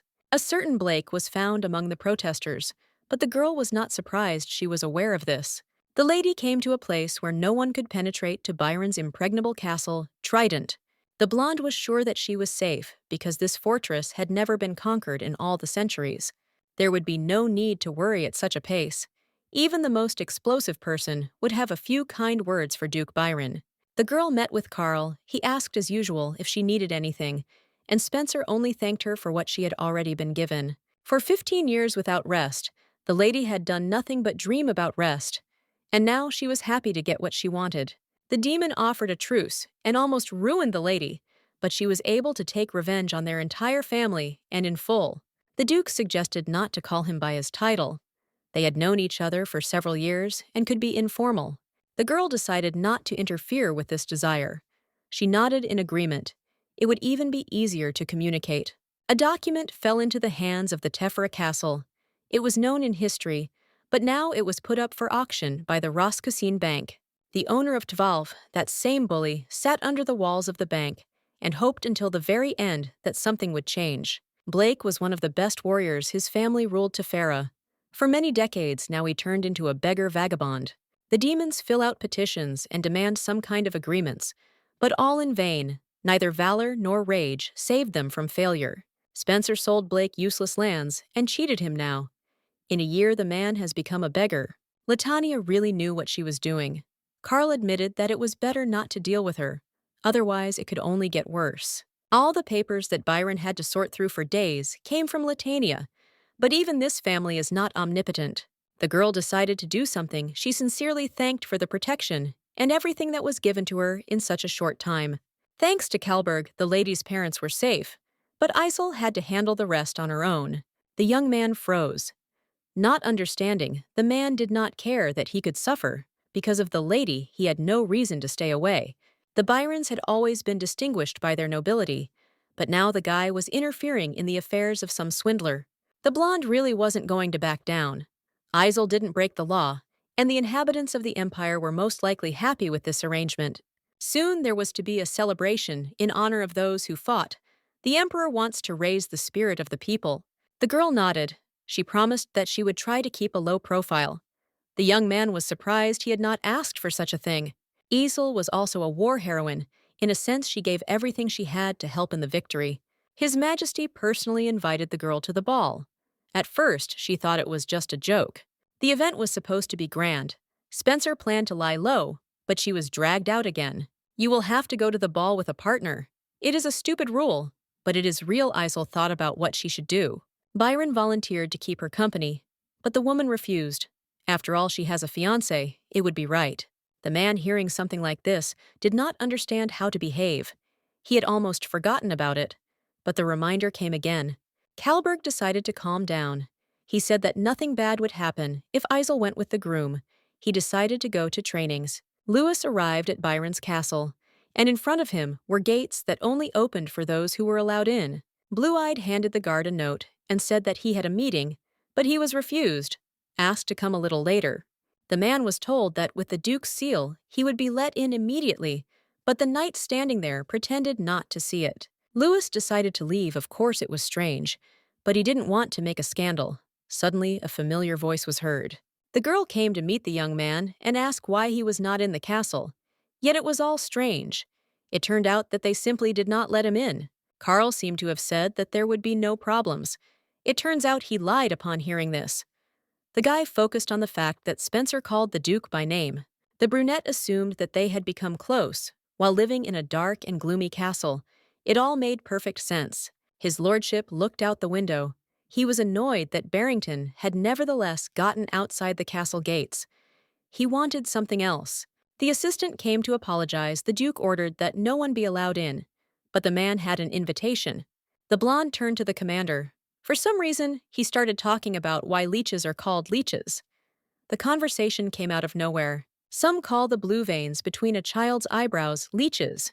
As they grow older, they disappear, and the real ones fall off the body as soon as they have sucked blood. Some don't leave, even after they've sucked out all the blood. These are called leech kings, and are even more annoying. The man knew for sure that Louis was looking at him as if he knew that he was standing near a window on a certain floor. At first, Barrington seemed to be just a thin, frail man, but apparently he was wrong. The commander was ordered to strengthen Spencer's security. The guards would watch them if that was the order, and it was absolutely forbidden to contradict the master. Louis first asked the lady how long she intended to stay in this estate. The man assumed that the heroine was not entirely comfortable, but she shook her head. In fact, she was comfortable. Spencer would eventually leave. She denied being on the run. She just wanted to get away. She was finally free of her affairs. Blondie didn't want to settle down. She wouldn't calm down until there was unrest that could distract everyone from what she had done. Blue-Eyed asked about their marriage. The Countess cannot be a bride forever. She needs to move on somehow. 6 or even 7 years had passed since the engagement. But the lady's goal was not marriage, only a title. Marrying Louis didn't seem like a bad thing. He was timid and shy, and was willing to compromise for the sake of his mistress. Despite all the man's merits, she could not expose herself as his wife. It did not fit in her head. Blondie asked sincerely if Louis wanted to marry her. Being Barrington's son, he could marry anyone. The lady thought that the young man initially agreed in order to gain freedom later, but now he behaves like this. One day, the hero yelled at Spencer, promising that he would do anything for freedom. He did not want to work. The brunette did not give a clear answer. He asked why, in that case, the lady called him to her. It seemed like something meaningless. Spencer was invited to the imperial banquet, but since she was going to finish everything, there was no point in bothering. Having taken up so much time and forbidden to meet others, the lady now wants to leave. Apparently, because Byron allowed himself to be called by his first name. Latanya had no right to think about running away. After all, they were engaged, which meant they would get married very soon. The young man's smile was a little frightening. It seemed he was speaking in all seriousness, although he had never thought about it before. Since that day, she and Lewis had grown a little distant, or rather, it was Spencer who had tried to back off all things considered. What Barrington said was not strange or wrong. Getting married after being engaged was quite natural. Although the lady herself asked him to come, she did not want to get into awkward situations. She wanted peace. Isel was about to get out of the carriage, and Lancia gave her her hand. They hadn't seen each other for a long time. The girl began to hug her friend. As usual, the heroine told how much she missed him. She thought she would suffocate, the lady is still as strong. Lancia's father was invited to the banquet, and she went with him. What was more important was what Isley could tell her friend. Perhaps Ermund was upset, because the heroine left without saying anything, although this was done simply because it was necessary. The blonde didn't want to involve anyone in her problems, but now she had to promise that this would never happen again. The girl heard the news about what happened, but when she arrived at the estate, it had already been sold, and the demons were protesting. I had to apologize, but I was just curious how I managed to find out that the lady would be coming to the ball. Not many people knew about the banquet. As it turned out, the beauty was told that a man came forward who just happened to become an informant. Unfortunately, they didn't recognize him. The only guess was that he was a former client, one of them. Isel was reminded that it was Ishmael. The girl apologized for her tactlessness. They needed to talk. A lot of time had passed since that moment, since the last meeting, and it was difficult to keep all the information in my head. About 15 years passed. They both changed, but they could still communicate so calmly on various topics. It's been very hot outside lately. Before, the prince was bored because it was cold, but now he dreams of winter again. Ismail was surprised to see those people whom he hoped never to meet right in the imperial castle. The whole thing was about Vernidar, and the girls immediately realized that there would definitely be some unfavorable information. It's been over a year since the blood of those defending the empire was spilled in the mountains, but it seems like everyone has forgotten about it. Gladio was once steadfast and loyal to the empire, but he has become comfortable ignoring the past. Vernidar, like a demon, fed on deception and delusion. It was she who corrupted Velen and alienated him from his comrades. Ishmael's brother was the first to forget his rule, that the past should always be honored. He gave the order to deal with compensation for damages. Vernidar uses his techniques to undermine a person's core beliefs. These are the realities of life. Even the supreme mage succumbed to the girl's lies and suffered a collapse, so it is very likely that the same fate awaits the emperor. It was not for nothing that Ishmael told the story to Isel. She is much more capable and better than she thinks. Spencer calls herself an ordinary businesswoman, but her connections are impressive. She knows both Basciel and Byron. Even Archmage Velen and the three on the side of the lady. His Highness wanted to ask for some favor. The man didn't have time to open his mouth. The princess appeared in the room. She seemed to be looking for Ishmael. Vernidar Fadis was not an easy woman. Spencer herself understood this without any hints. The gentleman arrived at the estate. There was an ominous atmosphere there. While all the servants greeted him, he asked where Vernidar was, who was ordered to wait. The girl decided to take a little walk. The brunette took out his anger on the butler, who seemed too happy to him. A man will not die prematurely if he obeys and carries out all orders properly. Another person replied that the woman had gone to meet Spencer, which was typical of her, as she usually doesn't listen. It is quite obvious that the emperor's wife will not listen to some count's son. She imagines herself to be something incomprehensible. The man called Kalzak and ordered him to seize his sister as soon as she left the room. The young man, his eyes sparkling, asked to be careful with the emperor's wife, since she might still complain. Vernidar said that the lady's eyes were as beautiful as blood. She noted that the Ashila clan loved such eyes. They were so adorable, and the girl wanted them so much that she was ready to rip them out of their eye sockets to take them. Ishmael asked to watch his language. The title of the imperial mistress does not give the right to say disrespectful things. The lady shrugged. She only wanted to pay a compliment, and even more so, she shouldn't be judged so harshly. The prince also did not behave very well. The lady asked him to improve a little, showing his manners. A high-ranking wife of a ruler had the right to say something to a prince of lower status. Thetis turned to the countess. It seems she interrupted the conversation because she wanted to continue the conversation in another place. Her offer was rejected. The lady didn't even understand where this was all leading to, but she definitely didn't want to be involved in it. Her goal was to live a long and peaceful life. The brunette was angry. She didn't understand how this could be, so she asked again, clarifying whether it was true. Spencer had little time, and the preparations for the banquet had not yet begun. She was only a businesswoman and could not afford to talk to members of the imperial retinue. The woman calmly refused, but even that didn't please her. Nothing could be done. The process still wanted to talk. She wants to spend time together. Spencer has deceived many demons. It's only a matter of time before she's spared or killed.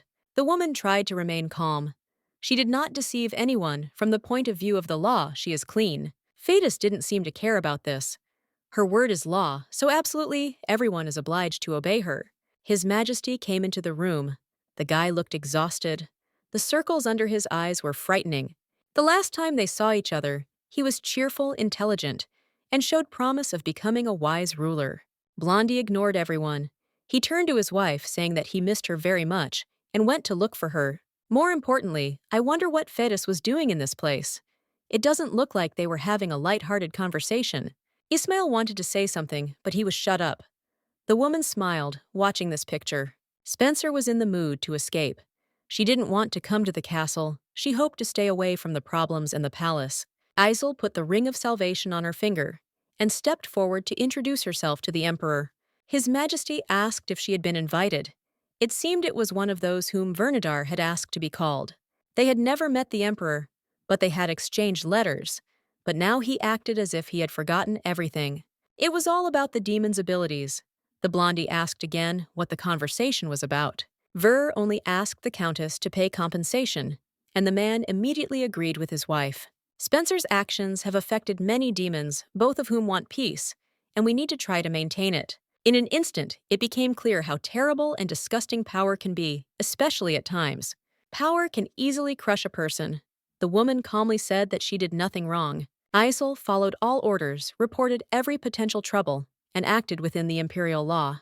In the end, the land was sold to buyers who needed it. Some suffered losses, but that's business. You can hope for success, but no one is sure. Like many others, the lady also suffered losses, and yet it is unclear why she is obliged to pay compensation. The blonde didn't lecture anyone, she just insisted on her innocence, and that's how it was. The knights came forward. The lord ordered the countess to be seized. The emperor's power was truly impressive in its scope. With power over the squad, the man turned an innocent man into a guilty one with a snap of his finger. Spencer had initially put so much effort into this to avoid ending up in this situation, she really should have let it slide. Gladio snapped. The woman dared to say such things, and for this, she definitely should have been immediately seized. Iseli remembered her teacher's words. She was about to rub the ring when Byron appeared. Charles arrived just in time, and immediately, all the knights retreated and let the countess go. She was very lucky. The man didn't think that the emperor's desires would change so much since their last meeting. It was like a different person in front of him. If the ruler desperately wanted to die, Byron could settle the matter himself. This time, everything would be different. The fist crashed into the wall next to the master's face. It was said that with one blow, the leader of the Black Lions could break a skull. It was not clear what had happened to the once kind and valiant emperor. He had changed in a short time. The knights were ordered to capture Charles. It seems he was trying to harm the one who needed to be protected. His Majesty became even more stupid. If Byron had wanted to harm the man, would have been lying on the ground long ago. You can't treat your subjects and your brother like that. Gladio didn't like that they were demonstratively trying to teach him. Karl realized that he had to get out of the situation by force. With one hand, he bent the sword of one of the knights. The banquet was over at this point, and one hoped that the next meeting would be better. With these words, the young man picked up Spencer in his arms. The emperor was not going to let go of someone who had just tried to threaten him. The one who now stood before Karl was not at all like the one he had known before. When Isel and the boy ran away, Vernadar immediately lost all interest and turned around to leave too. The master was angry with the girl. He sent her to the castle, asking her not to create problems, But she did not listen to him. She had to follow simple instructions, live quietly, and try to keep a low profile. When the lady first appeared in the kingdom, she was spared only because it seemed that she would be of some use, but it turned out that she was not. The man gave a final warning before killing the lady, but she said that if that was the case, she could be killed immediately. The gentleman never had any problems eliminating those who stood in his way and interfered with his plans. The fact that the woman became the emperor's wife did not make her special. She agreed, and that is why she asked to take her life. The young man decided to fulfill her request, but not before the lady lost her place as future empress. Killing the lady beforehand would provoke a diplomatic incident. Tricks might work on anyone but him. If Vernidar raises her hand against Isel again, without her knowledge, she will receive a box with her mother's head as a gift, and then she will receive the heads of everyone dear to her. Eventually, her own head will end up in the box, and then it won't matter how it all ends. The woman sincerely did not understand why Barrington cared so much about that girl. Fatisa called Blake. He must come to her himself if he wants Latanya Spencer's head so badly. The girl didn't notice when she hurt her knee. Carl wanted to treat it, and warned that it would pinch a little. The heroine said that everything was fine, and with the man's permission, he began disinfecting. He tried to be careful. Later, the young man offered her some candy. They say that sweets make the pain less noticeable, and the blonde agreed. Unwrapping the candy, Carl put it in the girl's mouth, and she smiled. It was so delicious that she immediately forgot about the pain. I wanted to think that everything would be fine with the Duke, even though he was important. But one cannot contradict the ruler of the empire. The blonde assured that he would be fine, even if he raised his hand to him. At the moment, he was not in any danger. The lady felt uneasy about dragging her friend into trouble, when suddenly the door swung open and Louis walked in. He clearly sounded unhappy. If the couple wanted to coup, they should hide away from sight.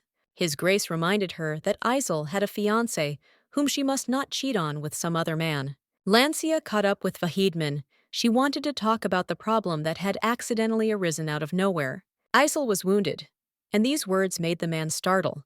He asked how it happened and asked about the wound. The beauty is fine, but the emperor almost got into a really serious fight. For some reason, the topic was changed to Gladio. Spencer took Carl with him, which meant that all that was left was to take care of the gentleman so that he didn't start to behave even worse. The Duke knew what he thought of demons. They were uninvited guests to him. Louis thought the same about Carl. The man appeared out of nowhere. Although they had known each other for 15 years, the couple had not communicated during all this time, which meant it was not even worth starting. Blue-eyed as surprised, many girls came to the Duke, but each time he refused, and now he is pursuing the one who has a fiancé. Byron was known for his forthrightness, but now he remained silent, while Barrington hurled insults. The man's interest was not in the bride, but in her wound. Then it was better to take her straight to the doctor and not worry. His lordship's intentions were obvious, and as he continued to make excuses, he looked even more disgraced. The implication was that when Isel got hurt, she was taken away only to gain her favor. The Duke suddenly decided to admit that everything was so, but the groom also shouldn't have asked such questions. His status was merely nominal. Spencer entered into a fictitious engagement that would allow her to secure her noble title, nothing more. Louis only calls a girl his fiancé when it suits him, as if she were his property, which is wrong. Rumors will spread about the attempt to woo someone else's future wife, and this will harm the reputation of the knighthood of the House of Byron. Of course, the knight intended to follow the code, but if his house stood in his way, the man would easily give up everything. Carl was nothing more than a chess piece. Louis thought he would be easy to control and make play his games. The situation took a different turn. The man drew his blade and decided to follow what was dear to the demon. Barrington decided not to engage in battle for now. He just took his leave first and decided to leave to think. Having gone further into the forest, the gentleman called for Calzac. He wished to urgently find someone who would take the role of Carl. Sometimes, it's better to get rid of the source of the problems. Byron must be killed at all costs and replaced. At the meeting with the Duke, the young man was again forced to admit that the Emperor was no longer the man he had once been. His Majesty's current state is worrying, but it is incomprehensible.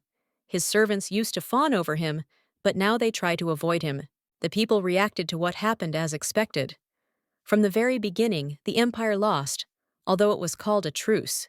The emperor, who was supposed to be at the center of everything, suddenly became a fool. The conversation turned to Isel and whether she was okay. There was already a rumor that the duke liked an almost married woman. The gentleman already knew of one similar story. Eventually, the man was caught red-handed, and he said the stupidest thing. He got angry and claimed that it didn't matter that she was taken. The most important thing was love. If the rumors are false, then there is no reason to worry. The blonde almost choked from surprise. It was Vakadman who suggested entering into a fictitious marriage in order to retain the title. He knew everything. The duke was ready to help the young man if the girl had captured his heart. But since this was a stupid rumor, he would not help. The old man kept hinting at one thing. He was not on Louis's side, and on the contrary, wanted to help the duke, believing that it would be more correct. There is no such thing as unconditional support. I had to ask what the man was doing, but he just shrugged his shoulders. He wanted to see Isel happy. The duke is by far the most influential person in Spencer's life, having helped the daughter of a former nobleman rise from the bottom, and will now help win her heart. Deadly Woman is the title of a villainess who charms men and destroys families by her mere existence on Earth. No matter how hard Spencer tried, she couldn't come up with a solution to the problem. The woman was thinking about what to do. She was being looked after by two people, and she didn't know which one would be better for her. A love triangle is a typical thing for a female lead, but not for a secondary one. And every time she read the book, Lady Nicola couldn't figure out what made the character so attractive. Only a girl as beautiful as Latania could attract men, and the best ones at that. And she was glad that in the end, she was given a choice which would eventually be made. The butler asked the maids to leave the girl in order. In a few days, she would already be terribly embarrassed. But for now, it was better for her to immerse herself in the moment. The young man noticed that the next day, the lady did not behave as usual. And the next day, everything was exactly the same. The heroine was so concerned with her charm for a whole week, so much so that she even began to practice smiling in front of the mirror. She really liked this activity. But now everything had changed. Just 3 days ago, the lady didn't make such a face every day. Whenever she was addressed, she had red cheeks and a dreamy look to the side. Ninetail didn't have time to report, but in the last 6 months, a group of people posing as the Kalema Church had appeared, and a priest was sent there since most of the incidents were happening there, and the damage was minor. Lately, the number of incidents has only increased. The girl did not like this because she founded the church in order to preach some ideology. It was not clear what kind of person would pose as a representative of another church. It was necessary to find out all the details, preferably as many as possible. It turned out that the priest allowed another branch to be opened, and as soon as this fact came to light, the countess didn't even have a choice of what to answer. Apparently, those people were not posing as a church. They say that the investigators who arrived at the scene were shown an official registration certificate. They are now registered. The heroine exhaled with displeasure. She understood that it would be difficult to get rid of a sect that had received permission to exist if she resorted to force, and they would file a lawsuit. Obviously, they would win. To begin with, the woman decided to check the drawn-up agreement and immediately asked who made it. It turned out that the priest himself drew it up, but there were many problems. The one who started all this is Telodea Baricus. The sheet says he is a demon and a businessman who arrived in the early days of immigration. They are most likely scammers. The priest screwed up big time. The man didn't consult with anyone at all. They didn't even report this to the lady. It's too irresponsible. There will be a sea of accusations as soon as people get around to it. Tax evasion, double income, tax fraud, and illegal land use changes are at least 4 of the charges. It was difficult to come up with something like this on your own. Vesemir almost immediately realized that this was a coordinated scheme. The lady ordered to send any information or rumors about the church in this area. If the truth comes out in the current politically charged atmosphere, the head of the church faces execution, and Spencer, as the organizer, may also be sentenced to death. The woman wanted to live quietly, without getting involved in trouble, and did everything to earn money and support the empire. And having barely avoided bankruptcy, she dragged herself to where she thinks death is in danger. The next day, Latania wanted to talk to his lordship, but found out that he had left on business. The countess did not understand why she had not been informed in advance, as was usually done. The girl accidentally met Count Termeon. He was the heir of the house of Basciel, the elder brother of Gerald. It seems he came from the county itself, since Vahidman had been unwilling to give up his ducal title all these years. Ernok, who had no title even when he was of age, was granted a county within the Duchy of Basciel. The blonde said she came to see his grace, but it seemed he was not there. It was an important matter, so the brunette told where his father had gone. His location was not such a big secret to keep. The lady raised an eyebrow at the note. The man said he was going to personally investigate a report about a recently discovered silver mine. Count Ermund probably went along with him for company. Ernok asked how Spencer was feeling. The noblewoman's reputation had been a hot topic of discussion in the council lately, with people saying that a noble woman who was supposed to maintain her dignity was instead ruining the empire's image.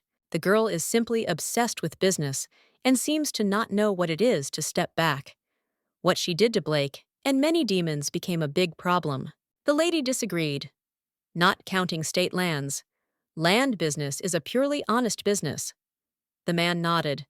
But as long as the emperor supports the demons, all this will not end so easily. Not only Lithuania was criticized, but also the House of Byron. The Duke was held accountable for failing to lead the state to victory. It sounded like nonsense. Karl's decision to support his girlfriend obviously did not please the ruler. Most likely, he simply harbored a grudge against the beauty for what happened at the banquet. The woman is supposedly a hero of the country, but she can also become an outcast because many no longer like her. Ernok remained on the lady's side, as he had 7 years ago, around the time the Duke expelled his son and Raven from the duchy. The man had been kind to the lady ever since, but that didn't mean she liked him. He was as cunning and mean as all the other politicians. It was in his blood. The woman didn't care. Now she was looking at the sheet with the values. The Duke went to a place where demons live. Of course it wasn't safe there.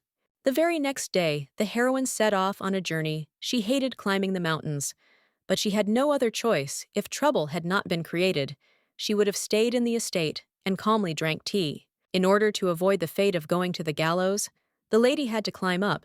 She appreciated the fact that Lancia went with her, but she was embarrassed by how much energy had accumulated in her friend. The blonde was strong and cheerful, even after a long journey. Most likely she was doing sports or something, although the count seemed to be worried that she spent all her time in the room. Byron offered to help because he saw how exhausted the beauty was. The man said that he himself was not tired and was fine.